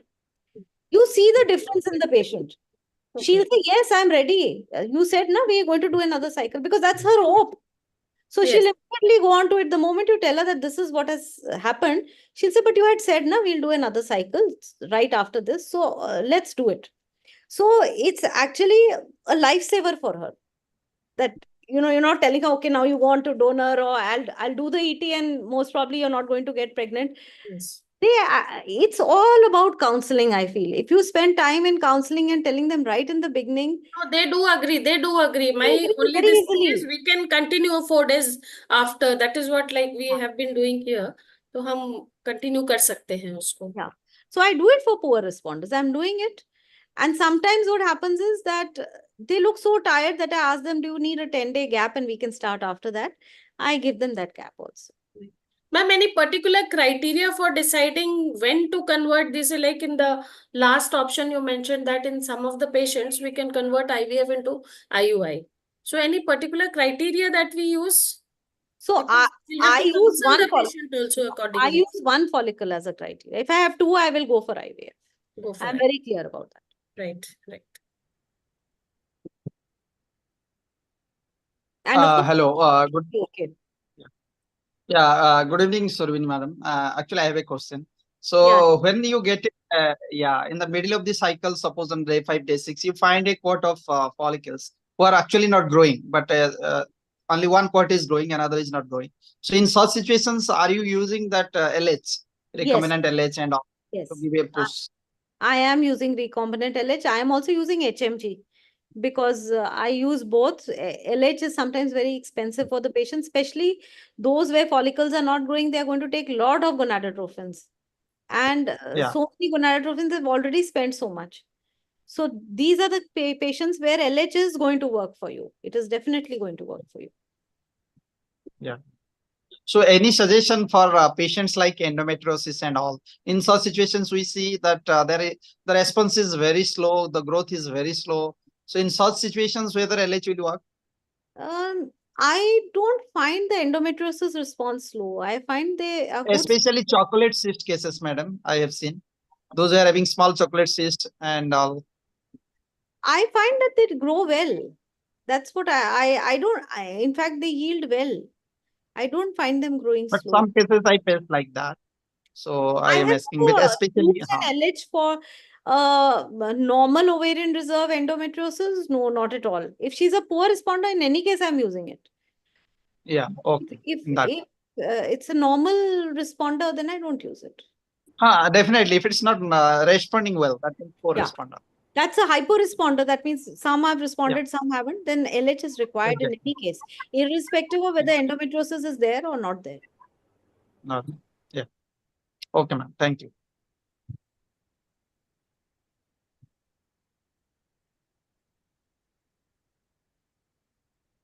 So Thank you, thank you. ma'am. Thank you. Very nice, ma'am. Very nice, doctor. Thank you. Thank you so Doctor, much. Dr. Anuradha, Ma'am, sir. can I share screen for the Fertivision for 5 minutes? So I Yes, think sir. so. Yes, sir. Sure, sir. Sure, sir.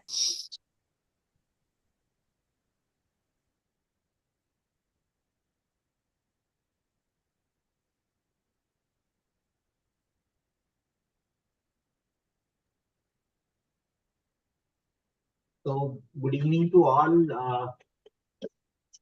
And this side, Dr. Jayesh Amin from Ahmedabad, Gujarat. And as you know that this time Fertivision is on 6th, 7th, 8th December in Ahmedabad. It's the Mahatma Gandhi Convention Center. And with the association of the Hotel Leela also, which is nearby with the Mahatma Gandhi Convention Center will be there. And I think so this time we are putting a very good workshop where I can say something for the beginners. There is a typical workshop for the beginners. There is a typical workshop, one workshop for the level 1 doctors, gynecologists. And there are almost 5 to 6 workshops for the embryologist and the advanced technique like genetic testing, recurrent implantation failure, AI. So I'm not going to show the video of the Hotel Leela because it's a very grand, just like a palace-like appearance.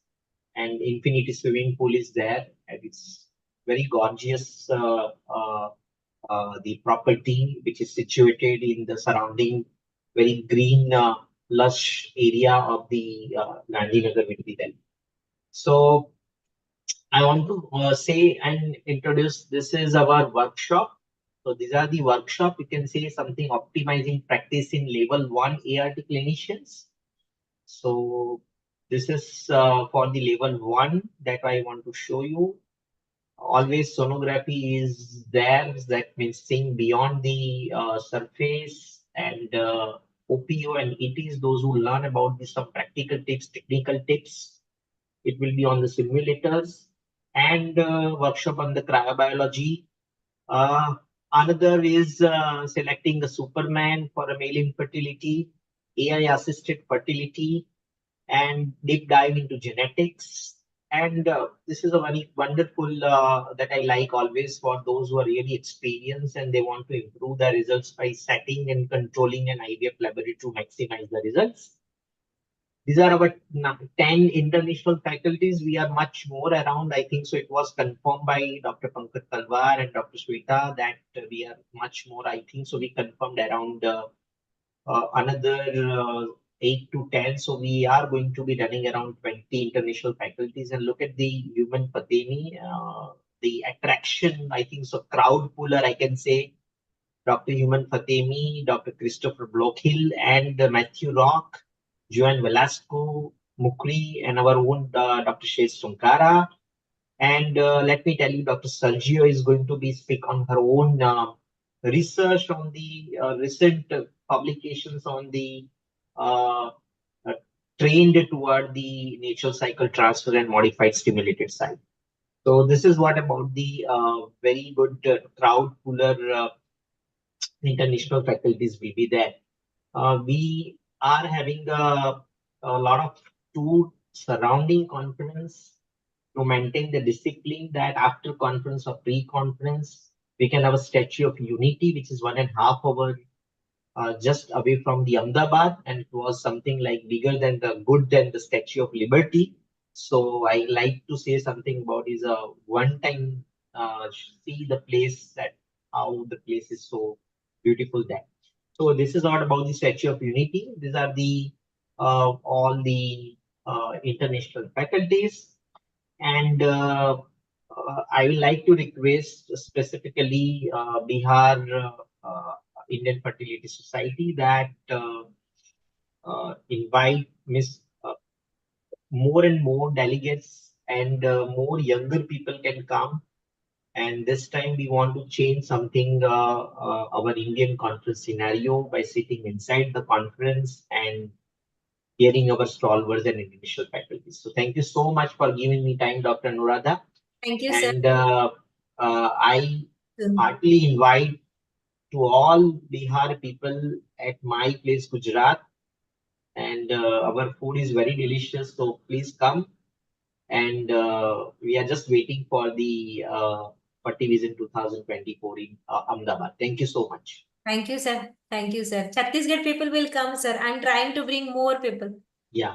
Delegates. Sir, thank you. Dr. Jas, I am also there. I am from Bhubaneswar. Yeah, We are yeah. there. Yeah. Yes, see you. We'll move to third most awaited session, panel discussion, because Dr. Sweta has to leave early. So we'll start very soon. Thank you, Dr. Anuradha. Can I share my screen? Sure, ma'am. Yeah. So we have heard two brilliant talks.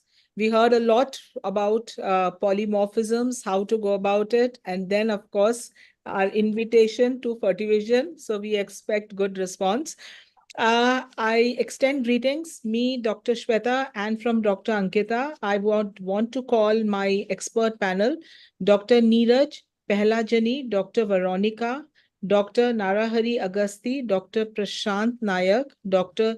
Shubhanti Kumari, Dr. Shashi Bala, and Dr. Shyam Gupta. So, hello everyone. Are we having all the panelists? Can I see? I can see Dr. Prashant. I can see Dr. Shubhanti. Shubhanti. I can, of course, Ankita is there. Dr. Shashi is there. Dr. Am I pronouncing the name correctly? Narahari. Narahari, yes, ma'am. And Dr. Neeraj. Okay, so what we will do, since it's a webinar, we'll just go one by one asking questions from all our panelists. It will be a bit difficult. I think Dr. Veronica is not there. I think she messaged that she has to leave. Okay. So the ASRM definition says ovarian reserve is defined as the number and quality of the remaining follicles and oocytes in both the ovaries at a particular given age. And diminished ovarian reserve is the loss of normal reproductive potential in the ovaries due to a lower count or quality of the remaining oocytes. Now, despite the remarkable progress, we can see that every day we are, dealing with poor ovarian responder. Still, it remains a challenge because there is no, I would say, Ramban. There is nothing which is, I do this for this particular patient and I expect that I will have a brilliant response. So they may not respond to stimulation, the prevalence around 5% to as much as 35% in your cycles. And of course, there is no clear superiority of one treatment versus the other.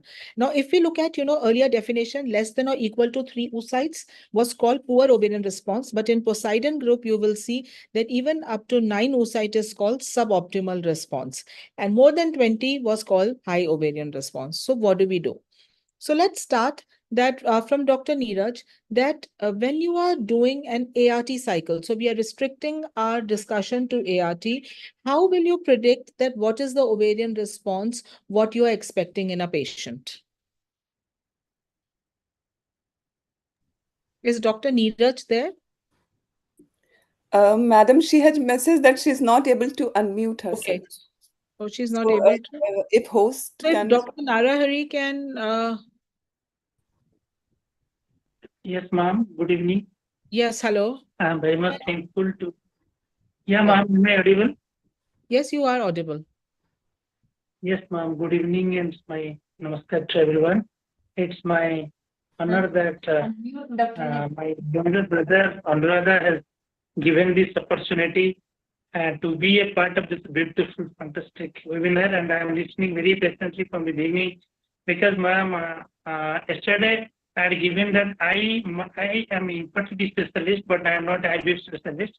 So my limitation is up to IVF, but I have some knowledge and also I want to gain some knowledge from this. Actually, yes, so your Dr. question Narahari, is how to predict. you can tell us. Yeah, Yes, you can tell us that so in a non-IVF patient also, how do you take a decision when you are looking at, stimulation? Yes, ma'am. So what happens? The ultimate aim is to achieve a pregnancy, and that pregnancy should go into 9 months or at least 30 days so that we can deliver a baby and hand over that gift to that lady who desires for that child. So what happens for ovarian response? I think there are 3 factors is very much important. One is age of that particular patient which she is presented to you. Second is our enteral follicular count when we do in a day 2 or day 3 cycle, and day 2 or day 3 of the cycle to see the enteral follicular count, and also the surrogate marker if we go for ovarian reserve, that is an enteral, that is a anti-Mullerian hormone. These 3 things for me matters for that particular patient, how to plan and how to stimulate and how to get a good follicle, be it IVA or be it IVF cycle. And usually IVA cycle, we usually our optimal goal is 1 or 2. But in case of IVF, we have to get multiple follicles so that we can recruit more, so that we can get a good quality and good number of oocytes. So these 3 things. So very important, he said 3 things. And if we go through the whole list, when we are doing an ART cycle, it starts topmost is the age. What is the present antral follicle count? Always choose a cycle with better AFC, even if her ovarian reserve markers are low. What is the baseline FSH levels? Don't ignore it, because sometimes you will see good AMH, but high FSH, and they are the ones who would need a higher dose of gonadotropin. AMH, was there a history of cycle cancellation? What are the number of pre-ovulatory follicles on trigger, the estradiol levels? What was the previous oocyte retrieved, maturity, good quality embryo, and what was the daily and total dose of gonadotropin consumption if they have had the first IVF cycle? So go back to, yes, is Dr. Neeraj could... somebody please unmute her. I mean, I'm requesting the host to unmute her. I'm already done. Already done. Yeah, so is Dr. Neeraj there? So when we are looking at low prognosis patient, now, from a Bologna criteria, we are looking at, so they are not poor reserve, but they are low prognosis. They are showing a poor response. The first one, the only difference between group 1 and group 2 are the age. One is less than 35, the other is more than or equal to 35. Both had decent, antral follicle counts and a decent AMH, but both showed a suboptimal response. And if we are looking at group 3 and 4, then again the difference is they both have poor ovarian reserve by their markers. However, group 3 is less than 35 and group 4 is more than or equal to 35. Now, coming to my case, I will make you go through this history. So I wanted to get my, real-time case histories. This girl is a 32-year-old girl, married since 6 years. The IVF was being undertaken for oats. Her weight is 61 kg and height is 155, so BMI is okay. Now, earlier AMH, which was reported, was 3.7 nanograms. And look, when she comes on day 2, we could see 1, 2, 3, 4, 5, 6, 7, 8, 9. 9 antral follicles. Her baseline FSH was 7.32. So keeping this whole picture in mind, recombinant, FSH was started 200 unit after 5 days. And when she comes after 5 days, her E2 rise was 433 picograms with about 1, 2, 3, 4 or 5 follicles getting recruited. So a similar dose was, started. Look at the LH, it's okay, it doesn't matter. It was 13 and antagonist was started. And then when she was called after 3 days, her terminal E2 had only reached 532 with average number of follicles. Now what happened was to this girl that total days of gonadotropin were 8. Terminal E2 was 532. Total dose requirement for 1600 unit. A recombinant HCG and an agonist trigger were given together. OCR was done after 36 hours. 3 oocytes were retrieved, out of which only 1 was mature and there was no embryo conversion. So my first question is, so should we start from Dr. Veronica? Veronica is not there, ma'am. Not there. Okay, so now can we go to Dr. Prashant? Yes, ma'am. Yeah. Yes, ma'am. Yeah. Prashant, can you kind of put this patient in any one of the 2 groups if you think? Yeah, ma'am, they definitely belong to the group 1 of Azadon because she's a 32-year and her AMH is more than 1.5. Yeah. So this patient, as you have mentioned, that she started with some kind of gonadotropins and the antral follicle count was almost in the normal range. So, madam, you have given her a stimulation for 8 days. So, can I ask that whether it is not a suboptimal stimulation? Yes. So my next question is that do you think she was a hyporesponder? And how do you recognize these hyporesponders? And if you think that this was a suboptimal dose, so ideally, if you see, sometimes these AMH can be misleading, but the baseline FSH was not high and the antral follicle count were about 9. So what would your dose would have been for this patient? Sure, madam, because already you have mentioned that her response is not good. That means poor responder.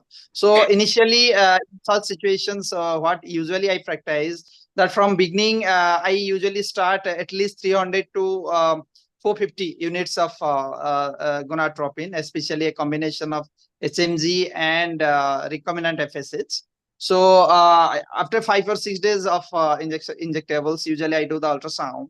And if you find that there are a quart of means follicles which are not growing properly, that may contribute towards lesser E2 level. So better I think about if I can add some LH and like that. Usually we use recombinant LH in such Dr. cases. Prashant, So, none of the evidence shows that, increasing the dose beyond 300 is fruitful. So is there a reason why you are using 450 in your practice? no, madam, not always, but most of the time we are using 300, but sometimes we do use up to 450, especially when we think that the response may improve.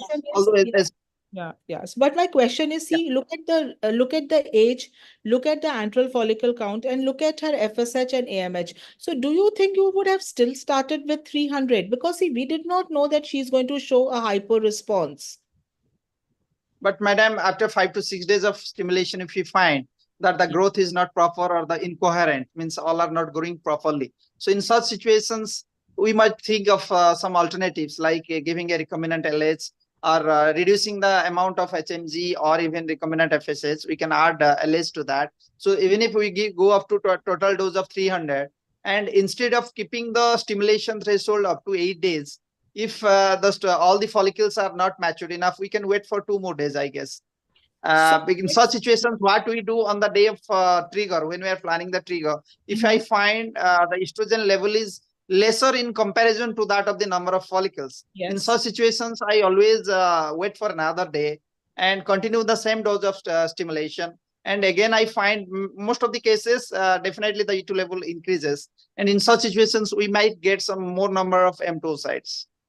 Right. So Dr. Prashant gave two options that the question was that, yes, in the middle of cycle, if he thought that the response was low, so what is low response? Unexpected ovarian response in age matched, BMI matched, and dose of gonadotropin matched patient.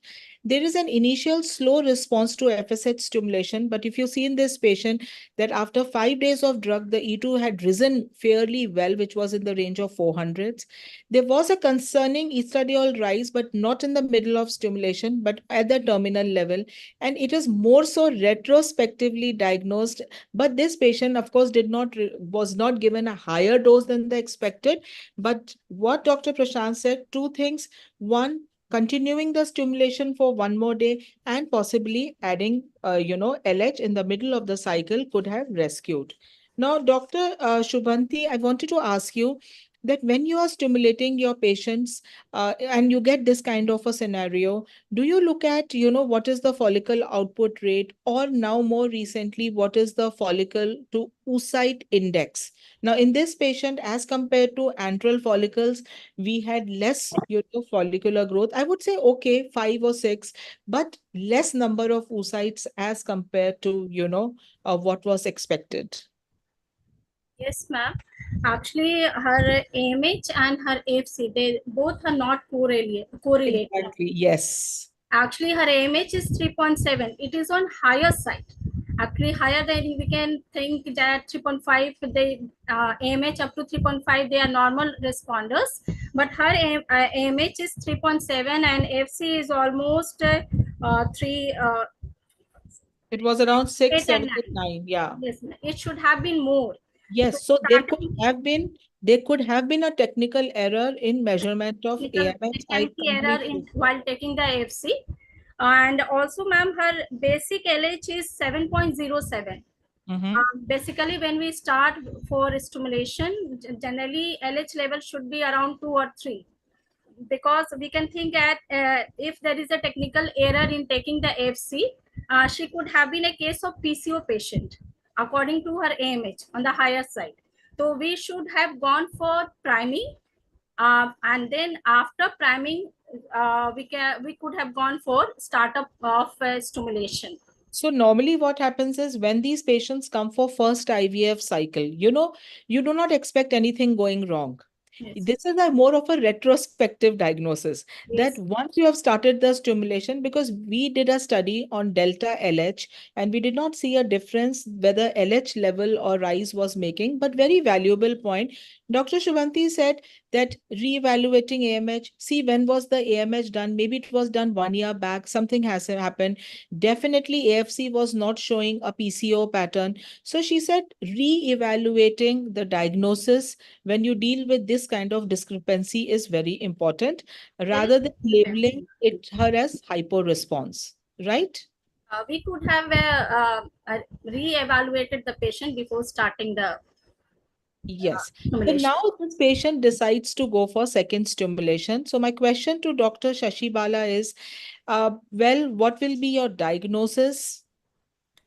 Ma'am, thank you so much for this. I mean, it's a common scenario because we get this kind of patients in our day-to-day practice. Yeah. So I think this patient should be labeled as Poseidon Group 1. And we should start with, little higher dose of recombinant FSH. We could have started with either 300 and after 5 days, if the growth is not up to the expectation, then we could have added 75 international unit of recombinant or HMG or recombinant like Luveris or something like that. Yeah, so right now when she's going for a second cycle, Yes, right? Because after say 3 days of egg collection, you've declared that there are no embryos, or maybe 5 days of egg collection. Now, how will you? Because we have already discussed that yes, she did show a different response. There was a discrepancy. Terminal E2 was on the lower side. Dr. Prashant said that we could have gone for one more day. Now the question is, she's asking, how will you stimulate her again to optimize the ovarian response? So I think you will now start with 300 units. yes, ma'am. And is there anything else would you like to do in this patient? Ma'am, Would I you will like to use any luteal phase priming to make cohort better? Ma'am, according to the report you have showed, I think synchronization is almost okay. Because the right side of the ovary showed only one follicle. Yes, ma'am. So basically you would like to do a second stimulation, and In you will have to give a higher dose, which is the starting dose. Now, would you like to reevaluate her AMH? Do you think we are dealing with polymorphisms? polymorphism can be done, madam, but routinely I'm not doing this in Yeah, my even I'm chosen not farm. doing it. So I am that's not I'm taking as an option because till now I have not done in any patient Suppose, practically. suppose theoretically we would have done a polymorphism and an FSH polymorphism would have come positive. Then, of course, the answer would have been, higher dose of FSH. And in case of LH receptor polymorphism, possibly we could have started an LH from the beginning of the Day cycle. one, yes, madam, day Yes. one of So stimulation. you would, so Dr. Shyam, would you like an antagonist or an agonist cycle? Because there was a small data, a study from Shesh Sankara, which said in poor responder, agonist cycle may bring a little higher oocyte retrieval, though not statistically significant. Good evening, everyone.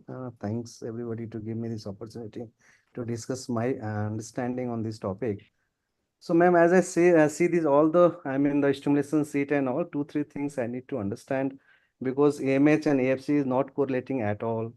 First thing, and secondly, I'm seeing that the terminal E2 is also not as per the mature oocytes. Since the mature oocytes are almost 5.6, then terminal E2 is very low, 3.532. So these are the things where I feel this stimulation should be. The second time they should take a more cautious. But since I'm doing most of the antagonist cycle, very rarely agonist cycles, so I feel the antagonist cycle can be repeat again. But we can think about in those patients when the response are poor and with the poor accident one, so we can add LH also in those patients and all from the day one in the second cycle as if we like we going to start. And I think antagonist cycle is always the best cycle for them. Then trigger, whatever you've given the triggers also I feel is okay for the trigger and all. But agonist cycles can help, but I prefer the antagonist cycle only. Right. So from this, from our expert panel, three things what we come to a conclusion that everyone wants to start with a higher dose. There is a little difference in opinion between a higher dose of recombinant FSH or LH from the beginning. Now, LH can be recombinant LH or HMG. That is your preference. And I think most of us would agree on a dual trigger because we are looking at least more maturity in a so double trigger, I also still am not giving it. I've only heard it from the Israeli group. They are giving, 40 hours before the oocyte aspiration agonist, but in a cycle where follicles are 14 or 15 millimeter only. They are not going up to 18 millimeter size. Can I add one thing? Yes, sure. Yeah. In my experience, what I've seen that poor responders, especially those who are 35 plus age, agonist cycles have no doubt yielded more oocytes compared to the antagonist cycle. But young patients, if they are below 30, I'll not even consider 30 to 35, below 30, antagonist or agonist, both have given the same yield. Right. So One there's a thing, but change of opinion, which is nice. yes. But sometimes when my cohort is not what I've expected, two things I resort to. Either I give a luteal phase estrogen to make the cohort better, or I also sometimes go back to agonist cycle. Only thing is that sometimes the cycles can get very suppressed. in antagonist cycle, if somehow we are not able to get the cohort either by using a luteal phase estrogen or the progesterone, by giving 2 dosage of antagonist on day 2 or day 3 and then starting the stimulation on day 3, we can very much control the dysynchronized growth that we usually see with the antagonist protocol. Yeah, And another thing, though the evidence does not really support, see, antagonism only for what luteal I phase. was going through from the beginning, that we are every time making a reference of either the Bologna or the Poseidon criteria, but every time we tend to forget that there is a lot of socio-economic, ethnic variations in the ovarian reserves. In fact, even in India, the area we are practicing, we come across a lot many women who are at the age of 25, 28, 30 with low ovarian reserves, if we go by the definition. And it's not only that, their response to the standard dosage of stimulation is also very poor. Compared to the woman who is ethnicity, who is from different place, or if I'm comparing Central Indian woman to the North Indian, then also the response to the same gonadotropin dosage, in spite of the same reserves, will be different. Maybe here I comes the only role of the shared that because our data doesn't come in publication. We only go on our experiences, and that is why we have to resort, to others' published data. So it's very important from this panel that we have to do multi-center trials in India to come to a conclusion that do our women really behave different even from zone to zone. But, so we got very different, thing. So from this case, we got re-evaluation of the diagnosis, some kind of synchronization. Either you go to agonist cycle or an antac cycle, higher dose of gonadotropin can add LH and dual trigger. So I think we can, sum up this case by these different strategies. Is there something else somebody wants to put in? So just, ovarian hyperresponse to exogenous gonadotropin. There could be so many different causes. I will quickly go through it. Genotype, environmental, and oxidative stress. We have looked at follicular output index, which was definitely low in this case. So these are the 4 possible, explanation that lower dose of starting gonadotropin could be genetic, environmental factor, asynchronous follicular growth, and technical issues involving trigger, but which was also okay in this patient for final maturation. So these are the 4 gross things when you come across this kind of patient. And hyporesponder is either requirement more than 2500, less follicular growth on day 7 or 10, which is with a baseline AFC of more than 10, E2 less than 180 if 6 follicles are between 6 to 10 millimeter, same as above. And all these patients showed a better response if LH was added. So that is, what the bottom line was. Now let's come to our second case, and I'll start from Dr. Neeraj again. So I'll show 2-3 scenarios. So this is a 37-year-old lady, primary infertility, weight 53 kgs, height 155. Her AMH was not available. Baseline FSH was 30. We could see that she had decent antral follicle counts for her age, and AMH was it was done later, 0.7 nanograms, unilateral tubal defect, and this is the stimulation. So I gave her clomiphene with, recombinant FSH. So when I add clomiphene, I actually am able to reduce 75 unit of gonadotropin for 5 days. She came back with an E2 level of 434. Again, same drug was continued for 2 days. Then she came to 556. The drug was continued for 2 days, and I think her E2 had reached around 1000. So 3 oocytes were retrieved and 1 blastocyst was frozen.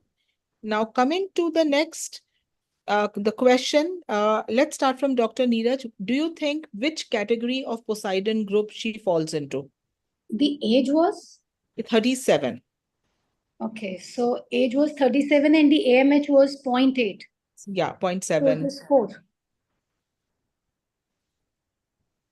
4, 4. 4, yeah. So, which stimulation protocol will you follow?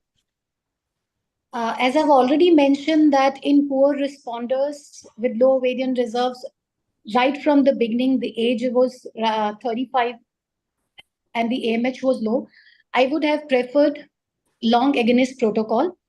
And Okay. if the patient, if the couple is willing to wait and there has not been priming of any drug, then a combination of DHE and coenzyme Q for 2 months prior to stimulation. So with that, we Have have you, so have you actually seen a realistic improvement in category 4 of Poseidon? Because DHEA the, kind of will see not in work in this age in group. less than 35, definitely there is an improvement. Less than 35, definitely there is an improvement with the pre-treatment. But in category 4, as in this group, there is no harm in trying. Problem is that there is no tool by which we can tell that whether there will be a response in this particular patient or not. If we compare the data, definitely after the age of 35, the response is not as good as in younger patients with low ovarian reserves. But if the couple is willing to wait and affordability is not an issue, and they are also very desperate to have the maximum chances, then I would definitely like to go for a priming with DHE and coenzyme Q. The reason being, thereafter, what alternatives we are left with? Either we have to go for a dual stimulation, or we have to go for a pooling of embryos, or we have to My go for a donor question, egg cycle. yeah. So Dr. Neeraj, my question to you is that when you start a stimulation, a patient comes to you, do you postpone her cycle for 2 months just because you see that there is a 37-year-old lady with a lower With AMH? with Because with there is no data which says the DHEA or CoQ will improve her outcome in terms of numbers or quality. Very right. You're absolutely right in saying that. But at the same time, there is no data as well as there is no tool by which we can say that how much we're gonna suffer in waiting period of 2 months. In that 2 month, not only the medications, but change in the diet and lifestyle may add on something.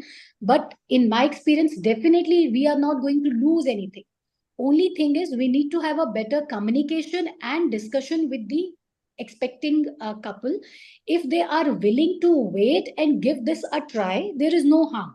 But if there are certain other issues because of which they are not able to wait, or there are any medical conditions based upon which we feel that waiting of 2 to 3 months will reduce our chances, then definitely we would like to straight away go for stimulation again with the long protocol, I would like to get not with the opinion. entire. Yeah. So I would like to get opinion from the other panelists. What would they do for this patient? Would they give some additives for 2-3 months, or would you start the first cycle of IVF straight on?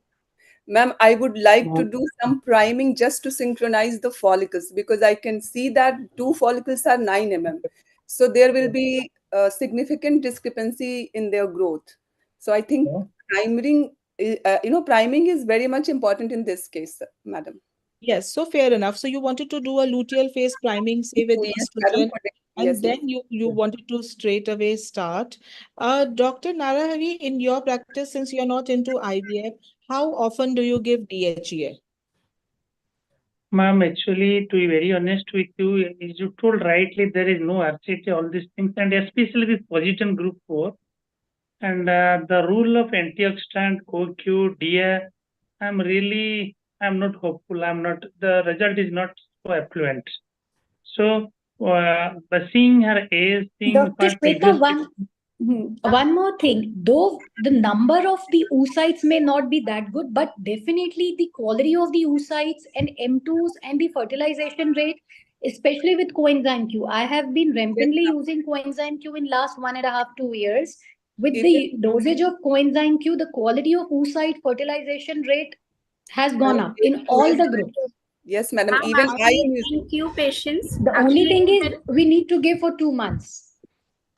I kind of. And almost every month I give to 10 to 15 such cases, and the response it's satisfied, though I have to put it statistically, which I have not done so far. Then maybe it will be more convincing. So, in But this patient, yes. out of 3 oocytes, she made 1 blastocyst, and I think it was fair enough when it came to blastocyst conversion, though not the number of, oocytes. So, I personally feel I would not have given CoQ as the first, stimulation cycle just because she is 37.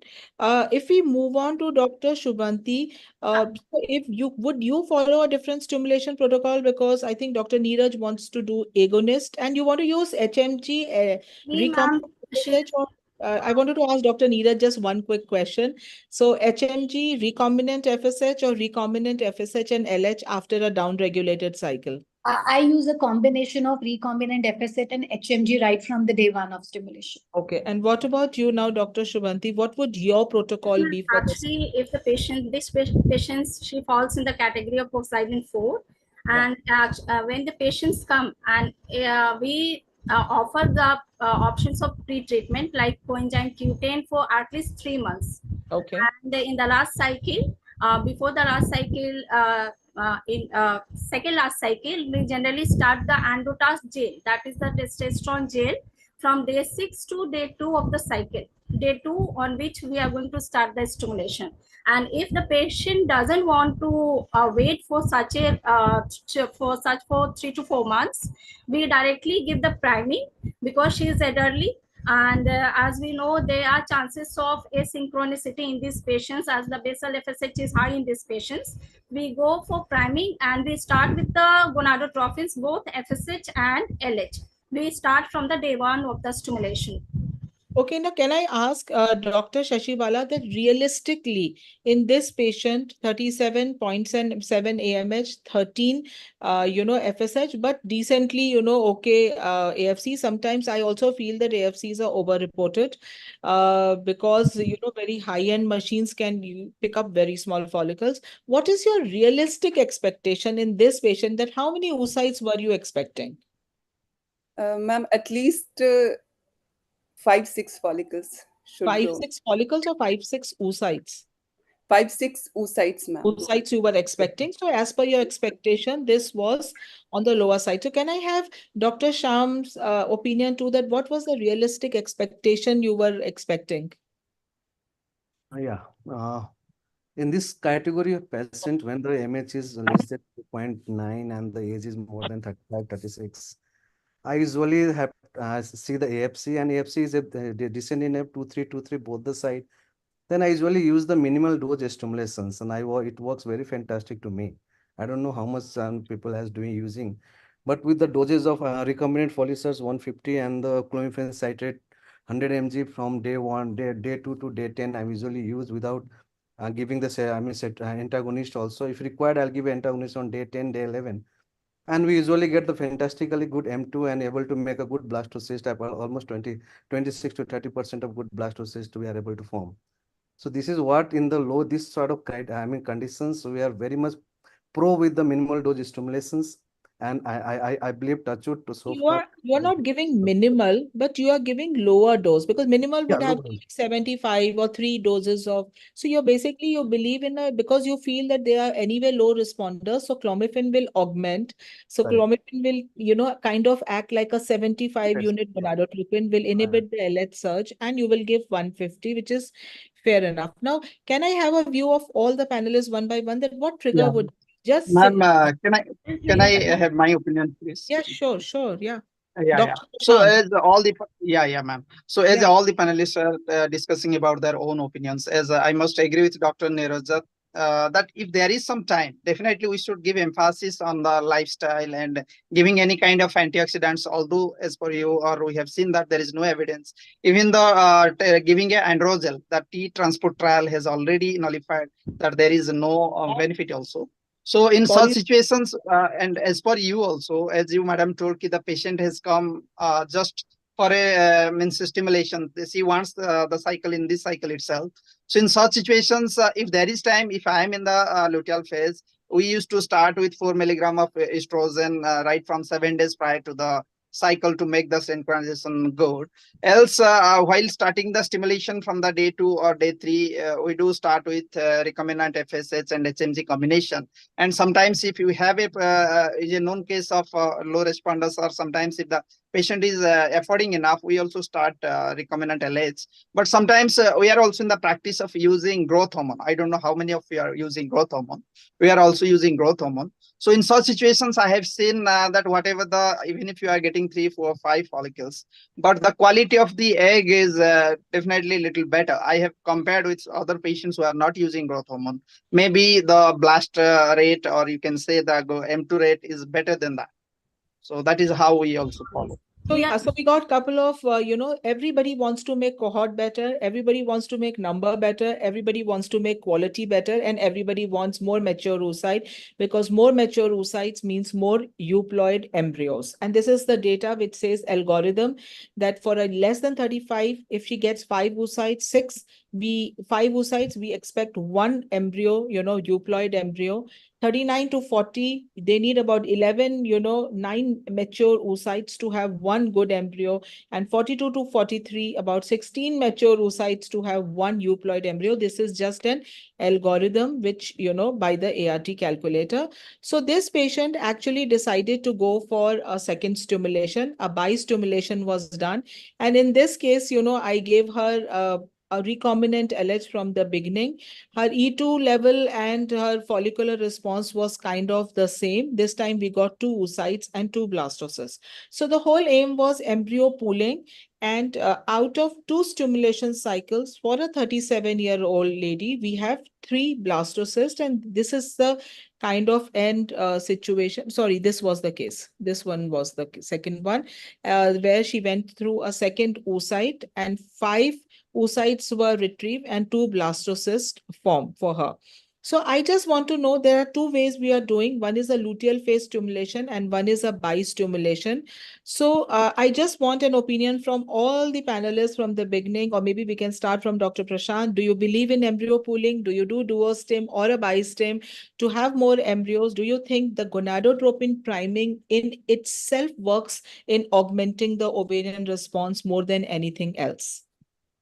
Yeah, ma'am, I do agree with you that yes, in the very beginning, when I get such cases, I always counsel them that you may need a case dual stimulation, or I mean say double stimulation.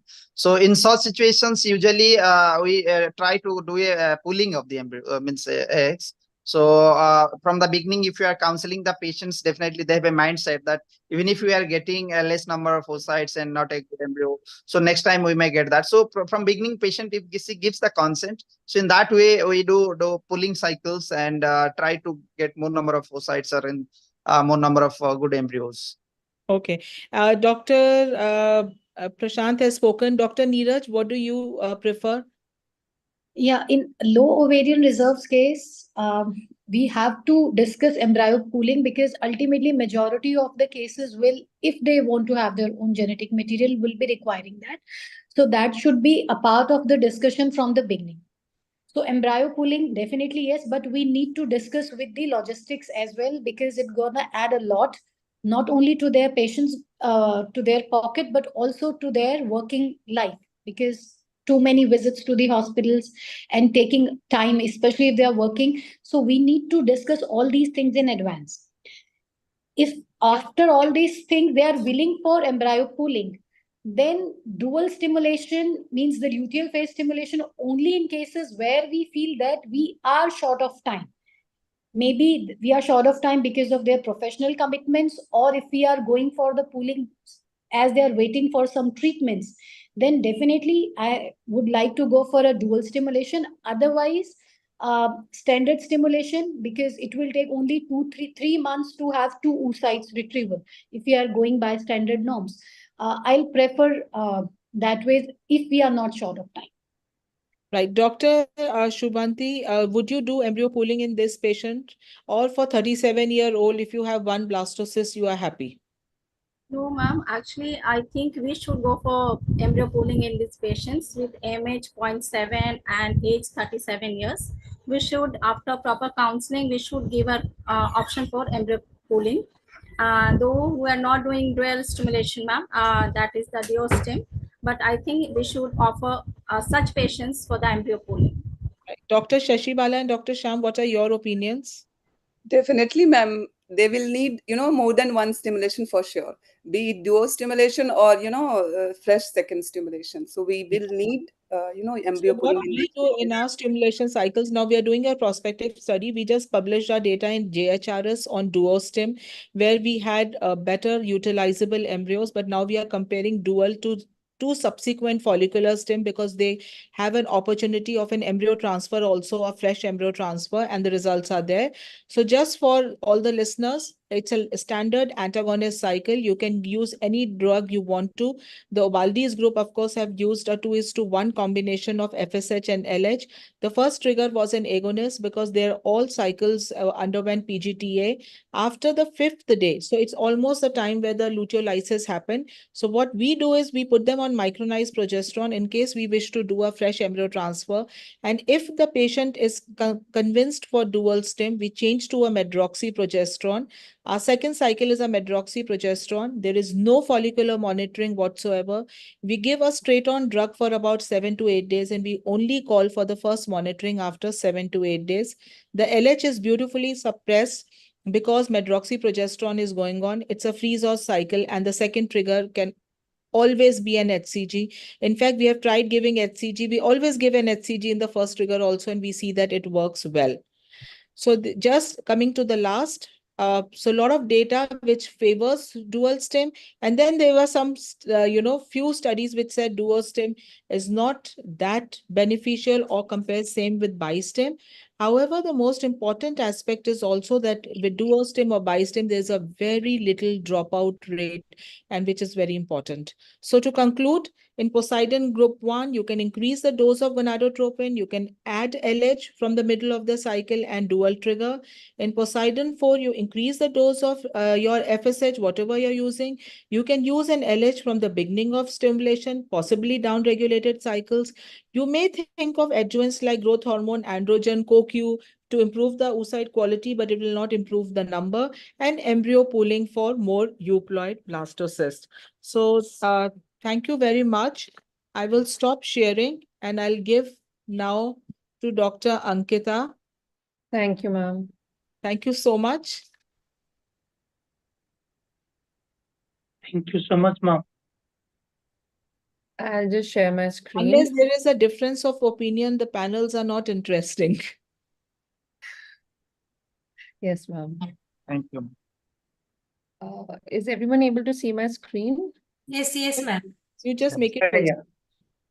Yeah. So Shweta ma'am has already discussed very interesting cases with everyone, but I also have two cases. I'll try to, because already the evidence has been discussed a lot. So I'll be to the point.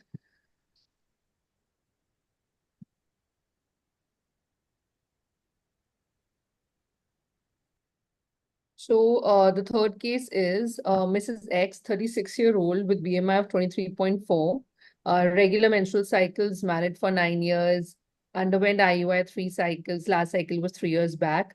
AMH is 1.7, FSH is 7.8, antral follicle counts on both sides is 5 and 5. Pickup was done, 7 oocytes were retrieved.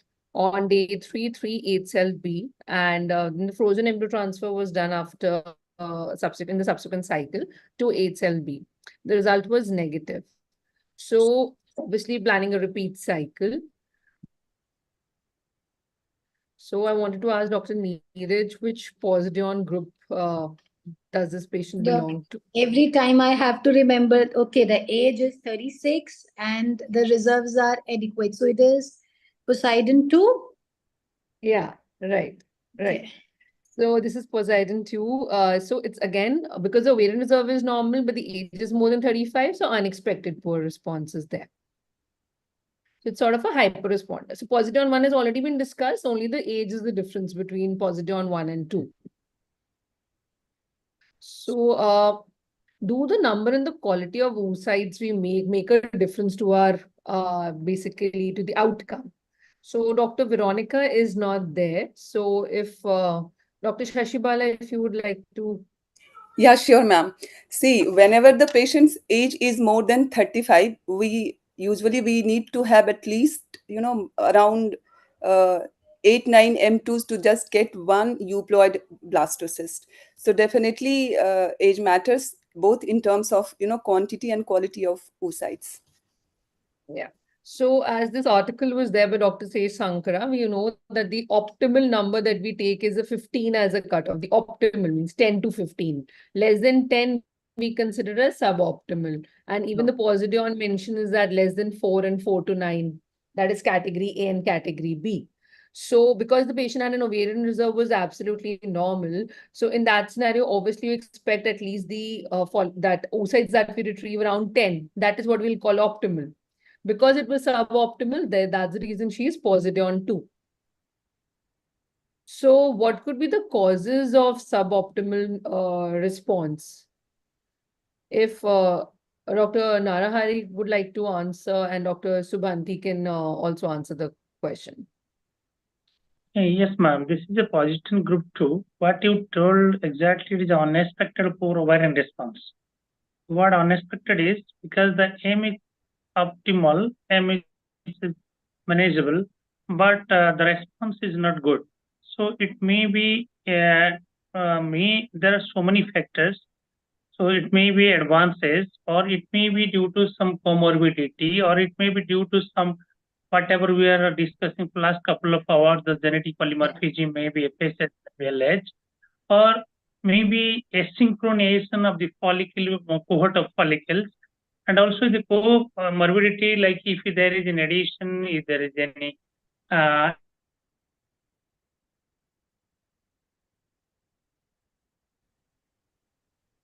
we have to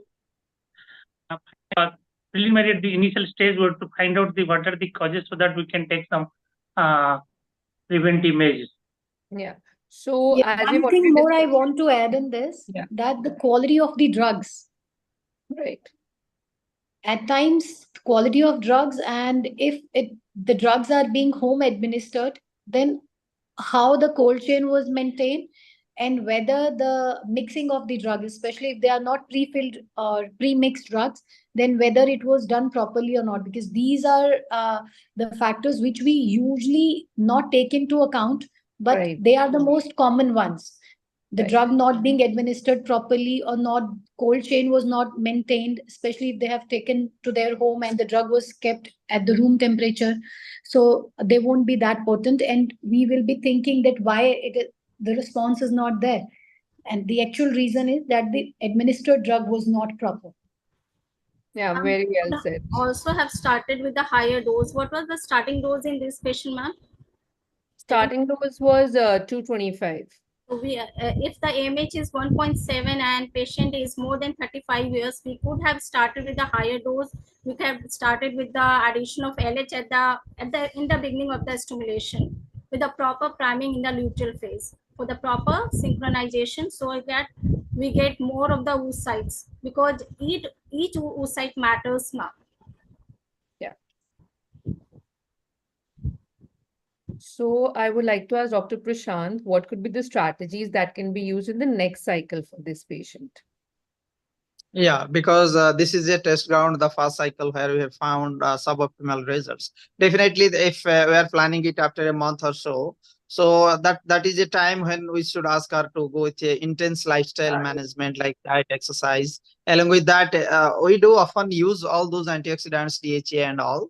Although the evidence does not support it, but I think we can that will add to his her lifestyle. And along with that, as I already spoken in the previous case, in such cases also, we give 4 milligram of estrogen starting day 7 before the start of next menses. And from the very day 2, we assess what is the number of AFC and all. As Dr. Sevanthi has already told that, yes, we do prefer starting with high doses of gonadotropins, maybe 300 and so. And along with that, we can add recombinant LH and if possible, growth hormone also. So all those precautions, and along with that, because it is the second cycle, so definitely we should continue. I prefer antagonist cycle always. And if the number of follicles are adequate enough and the kind of trigger what we are planning, so always we go for dual trigger and even double trigger, you can say. Again, we give a second dose of agonist trigger 12 hours after the first trigger. So all those strategies we used to use, and we try to find, and perhaps it improves our result. So it was a Positron 2. Okay, increasing the dose is fine, but you still think the growth hormone is advised because ovarian reserve and everything is fine. Maybe the receptor polymorphism or anything like that, that's the reason we're increasing the dose. But adding a growth hormone for a Positron 2 with the ovarian reserve is absolutely fine. You still prefer to do it? I would like to ask the other panelists. We used to do it because to improve the qualities mostly. It may not help in increasing the number growth hormone, but it may improve the quality. What is our perception? Okay.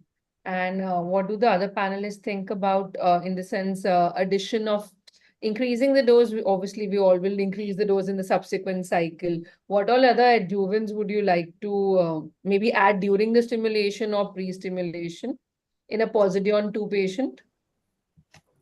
Okay, so as the patient is more than 35 years, whatever oocytes we get, we will try to get the mature oocytes more of M2.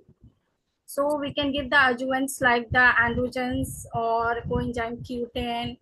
So these all we can try in before taking the patient for the stimulation, so that we get the whatever we get the good quality oocytes. Okay, so I'll be discussing a little bit of evidence subsequently, that what does the meta-analysis and the guidelines say about these adjuvants.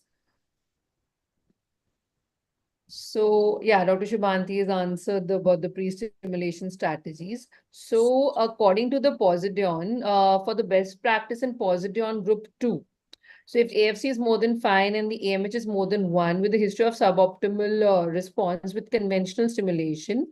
So what Positron says is genotype screening for the FSH receptor polymorphism may be considered. And we can consider ART calculator for the prognostication of the patients because that is freely available on the internet. And we can consider androgens in selected patients, particularly Positron group 2 with ovarian reserve markers in the lower limits. So here, as we've already discussed, Positron 1, Positron 2, basically the stimulation protocol, they have suggested the maximum limit of recombinant FSH dose of 300 rational daily. You can consider dual stimulation. And again, Positron group 2, 35 to 39 years, recombinant LH150 daily from day 1 of stimulation can be added. Or for making it more cost effective, I think in day-to-day practice, majority everyone might be using an HMG in place of recombinant LH to make it more cost effective for our patients.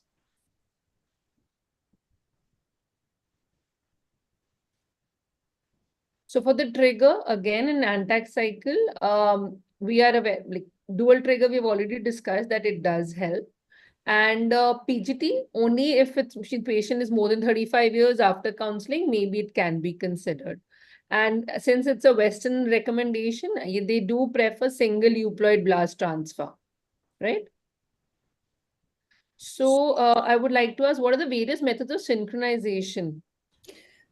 Usually, I prefer luteal phage estradiol 4 milligram, preferably from day 20 till mensage starts. Okay. I'm okay with that, madam. So what other panelists, do they want to mention any other way of synchronization that they are trying maybe? Or majority are using luteal phase estradiol only? Yeah, I use estradiol in the luteal phase. Okay, okay. Both. And anybody? And Cistron both, ma'am. Estradiol or progesterone? Even both, ma'am. We continue estradiol till day 2 of the menses, and we give Cistron for 5 days, starting from day 21 of the menses, previous cycle. And you start estradiol from which day? Both we start from the day 21 of the previous cycle in the luteal phase, and we continue estradiol till day 2 of the menses. Mostly in patients in which we suspect the basal FSH is expected to be high, so we continue estradiol till day 2 of the menses. What I think other panelists would also like to answer, but like I think either estradiol or progesterone should be used. Both I have never, I'm not sure because the evidence doesn't mention about using estradiol and progesterone together from day 21 onwards. Either estradiol or progesterone can be used for the synchronization. But if you're getting results, then it's okay. And generally, we generally stop when menses starts. I Yeah, mean, yes. full Till menses. day 2 of the menses. And anybody, Dr. Prashant, Dr. Neeraj, do you want to add on? Is anybody has tried giving antagonist from day 2 for 2-3 days, like a crash protocol or a delayed start protocol? Like if the patient comes on day 2 directly and no priming has been done and we want to start the IVF anyhow. In that scenario, anybody has given antagonist for 2-3 days before starting the gonadotropins? I don't give. Even I have not given. Okay. See, if I'll not find the synchronized cohort, I better would postpone the cycle. Sometimes patient is coming outside your city, they don't want to travel. I'm just asking, there are evidences, people have tried it and they found decent results. I'm not saying it's not evidence in some RCTs have been done, but obviously Cochrane and ESHRE does not recommend. As such, they recommend none of the pre-treatment ESHRE recommends. So we'll be coming to the guidelines as well. But I just, these are the various pre-treatment protocols In that few can be used. patients we have tried, ma'am. If patient comes on the day 2 of the cycle and she doesn't want to postpone, Yeah. then we give Cetrix for 3 days. Right. And after 3 days, after stopping the Cetrix, we start the gonado from the 4th day. In few Basically, it's patients. individualization. Yes, yes. Obviously, with experience, with practice, you can decide which protocol you want to follow. But definitely, ESHRE does not, I've just mentioned, ESHRE does not recommend any kind of pre-treatment. They mention that pre-treatment with estrogen, progesterone, or ocipil is mainly for scheduling purposes, and it should not be used for any other way. Basically, what we are doing for synchronization, it is not recommended from that point of view. Madam, but don't you think that when cohort is not synchronized, overall retrieval rate will be very poor? I understand your point. That's the reason I'm saying you in practice, everyone is Obviously, synchronizing the cohort. They are giving ocipils, or they're giving either estrogen or they're giving progesterone. Even antag also, as I said, sometimes in very what do you say, emergency situations, you might give pre-treatment of like 3 doses of antag.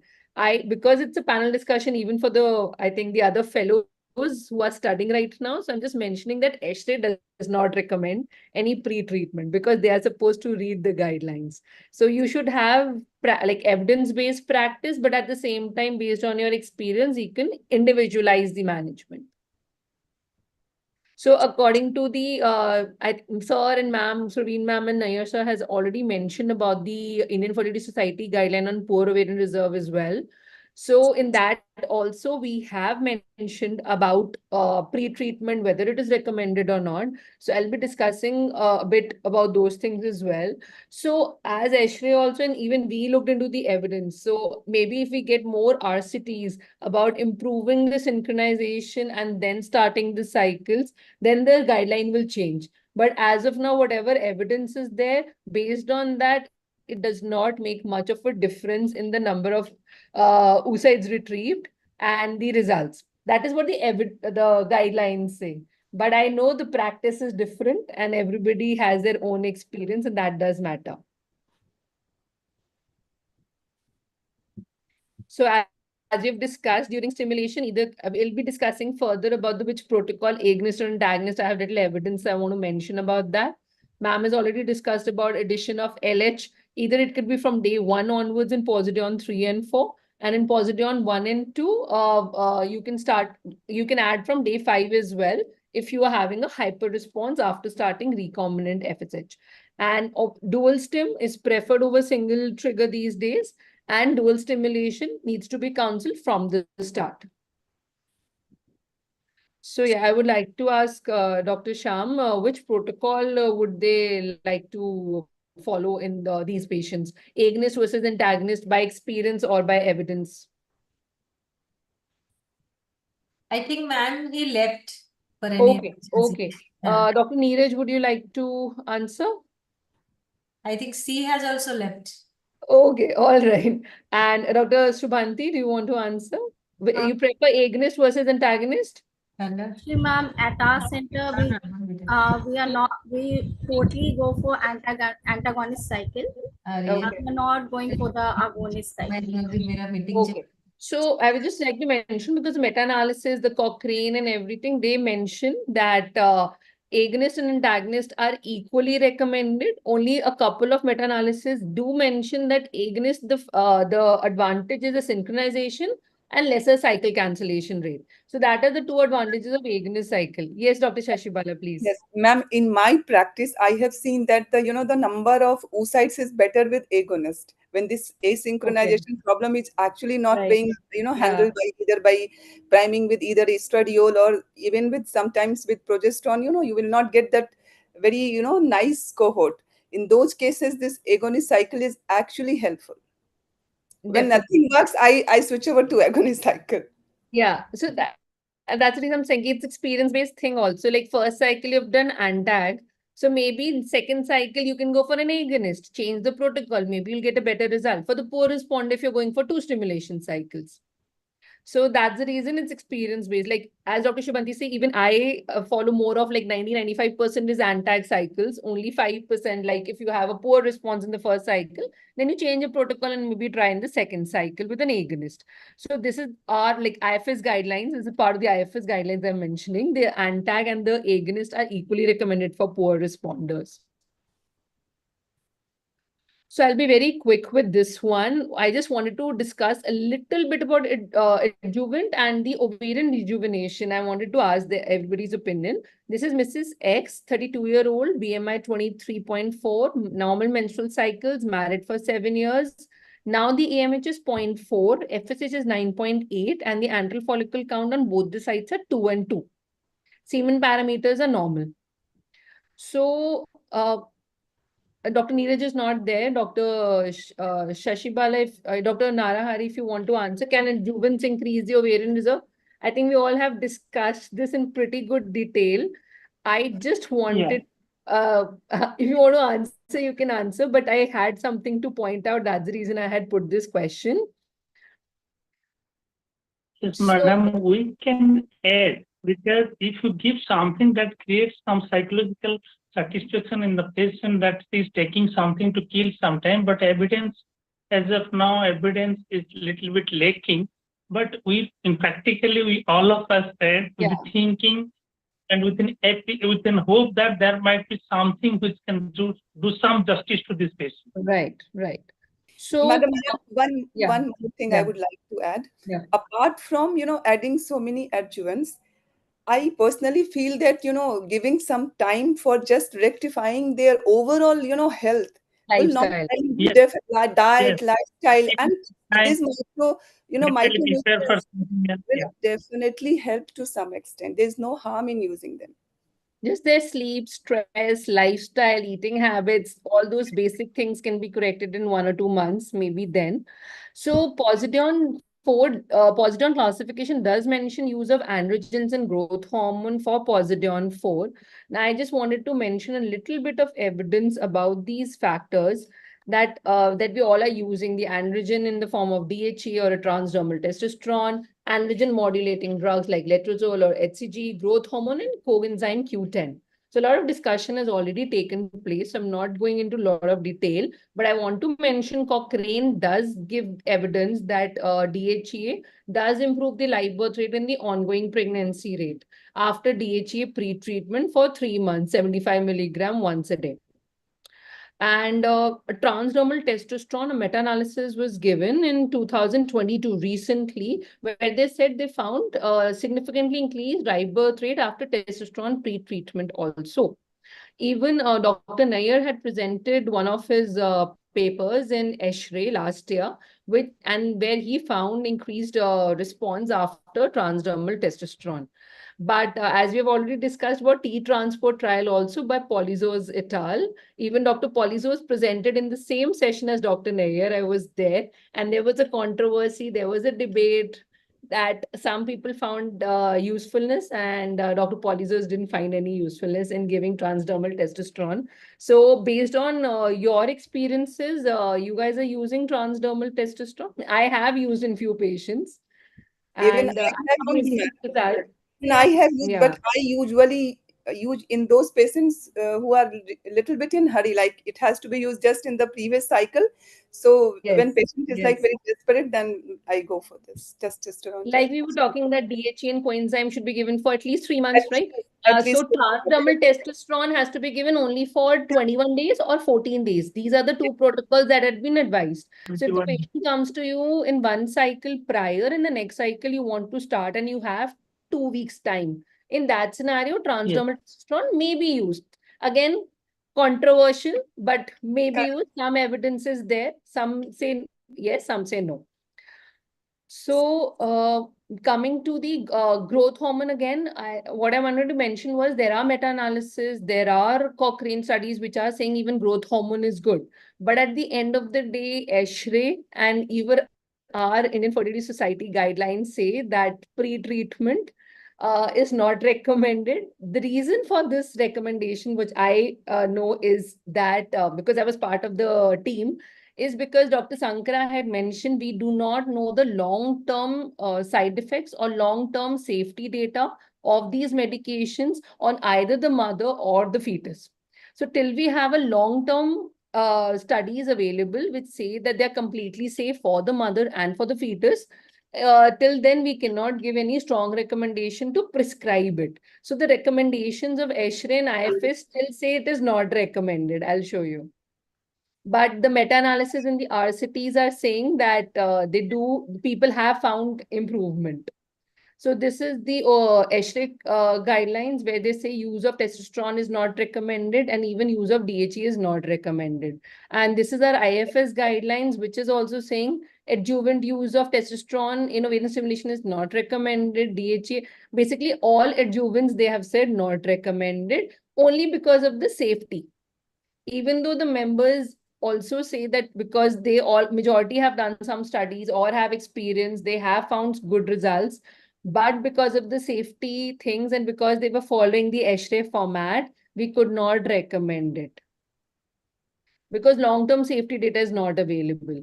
So even the ESHRE again had a new recommendation on add-ons in reproductive medicine. So there also they have listed that adjuncts like metformin, growth hormone, testosterone, DHEA, before or during ovarian stimulation is not recommended. So what I feel is that the people who are hearing that you have to individualize and based on your experience plus whatever evidence is there, then you don't use it for each and every patient. Wherever it is only required, then use it judiciously.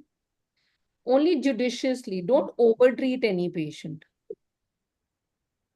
So one last thing, if anybody wants to discuss, basically ovarian rejuvenation therapies have come up, which include PRP, stem cells, even in vitro activation. Anybody has any experience? Anybody has tried PRP?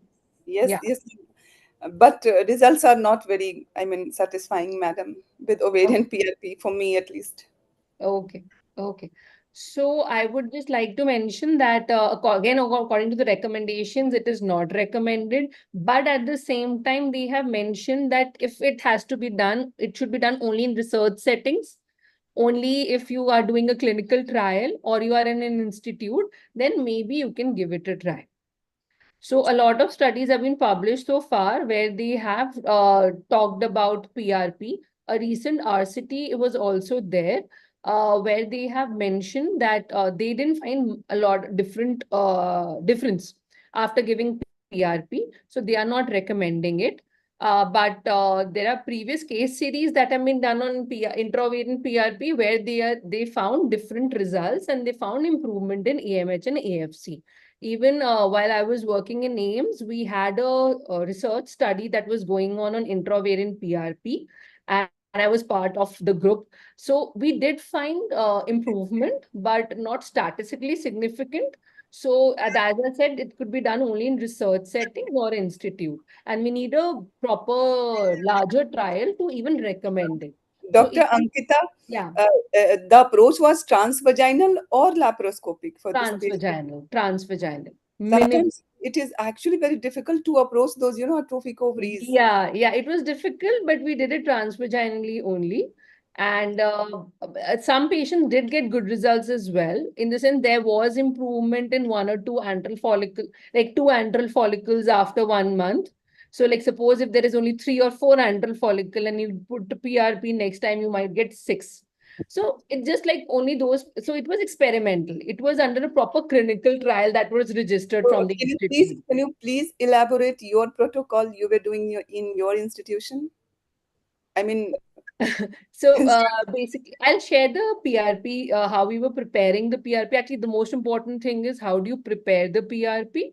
So there are various steps, there are various protocols that are followed, and whether you add calcium gluconate or you do not add calcium gluconate. But I think it's not the right platform to, because it's all experimental. So to mention the protocol, I'll share it personally with you. But it's only experimental. So if you have a research setting only, then I think you should use it. And but even the Indian Fertility Society guidelines do not recommend any of the intra-ovarian, either PRP, stem cell, or in vitro activation. But there definitely experimental research is going on. We can motivate each other to do research on these topics as well, so that we can improve results for positive 4 patients, so that they can avoid a donor-oocyte IVF if possible, because there are many patients who are difficult to accept the fact of donor-oocyte IVF. In those patients, maybe this might be one of the things in near future. Sorry to interrupt, we're too late, so we will. Yeah, I'm done with it. So yeah. this was a new topic that I thought I'd mention it about. Sure, sir. That was very nice. Few patients by laparoscopy. We have done intra-ovarian PRP in few patients. Actually, I have taken a study on this only, intra-ovarian PRP. Nice. We look forward to the results then. Very result was not very good. Matlab, Okay. it's going on very slow pace. Right. But we are doing by laparoscopy. Okay. But transvaginal can also be tried. I would just like to add one thing. Yes, Actually, for transvaginal, I read, though I have not tried, that we should give ovarian stimulation, like letrozole or clomiphene citrate should be given. So sometimes some of the follicles grow, and this makes the ovary bulkier a bit, and then the injection is easier because the visibility and the volume also improves a bit. Yeah, ma'am, that's the reason. If the ovaries are really small and you're not sure whether you'll be able to put the PRP, then definitely if we stimulate and it's easier to identify and put, then definitely, yeah. So that was one of the advice I heard somewhere or read. Yeah. I wanted to share it. Or ma'am, you can do it mid-cycle as well. Just in case there is a follicle, then it is easier to identify. Like without stimulation, also some patients do have a mid-cycle follicle. Like when we were also giving during our institute study. So if we did it on a day 10 or a day 11, then they did have a little follicle over there. So it's easier to identify and put the PRP over there. Yeah. Because transvaginal is economically and in every way it is far more superior than laparoscopically. But the only thing is this doing it in a proper way is more challenging. Right. Yeah, so only the experienced people should do it, because obviously the ovaries are so small. You have to be very careful when you're putting. So there's no vessel injury. That is very important, definitely. Thank you so much, all the panelists. And it was a very good panel discussion. I hope I'm sorry I exceeded the time. No, ma'am, it was excellent, very wonderful discussion. Thank you so much. Very nice. Thank you so much, madam, for the opportunity. Thank you. The session was really very helpful, and I think everyone will, get benefit from this discussion. Really got to learn a Thank you, Dr. Anuradha, for the opportunity. Thank you. Thank you all for participation. And thank you, ma'am, Surbin ma'am, Kedina sir, and Renu madam, and Ankita Sethi ma'am, and all, and Pankaj sir also, because he could not join, but his blessings are with us. And special thanks to Sweta ma'am. He could get little bit time with the busy schedule. She has to leave so early, but because of this discussion, she stayed for some time and share her experience. So thank you all for this opportunity and participating in this good discussion. Thank you, Dr. Anuradha. Thank you. Thank you everyone. Thank you. Dr. Ankita. Thank you, Neeraj ma'am. Thank you all. Thank you. Thank you, Sasi ma'am. Thank you. Thank you Kalpana all. ma'am, special thank you to you. You Ma'am, are always welcome. thank you, ma'am. Very Thank you. nice initiating. I'm just loving it. And we will go further more. We'll be doing more activities with you. And we will also initiate some and then involve your chapter too. Thank So you. thank Thank you you so so much. much. Kalpana, thank you, Dr. Anuradha. Good night. Thank you. Kalpana ma'am, thank you so Not much for going the to be opportunity. No, ma'am. Thank you. Bye. Thank you. So okay, good night to all of you. Bye. Good night. Bye, Dee. Brother, good night. Good night. Good night.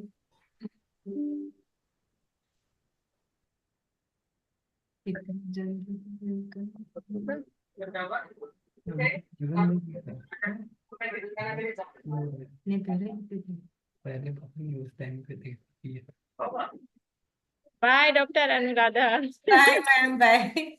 Bye. Nowadays, I read na Jagannath Temple so much of stories. So much of stories. I was thinking All I'll the send you. stories which Not I come across, I read them. so nice, na? It's very impressive. Yeah, very Very interesting. impressive. Yeah. Thank you, ma'am. Thank you so much. Okay. Thank you, Dr. Anuradha. Thank you, Corona people who has given us the platform. I just forget to tell about their name. Thank you, thank you, thank you so much. Bye bye. Leave करो.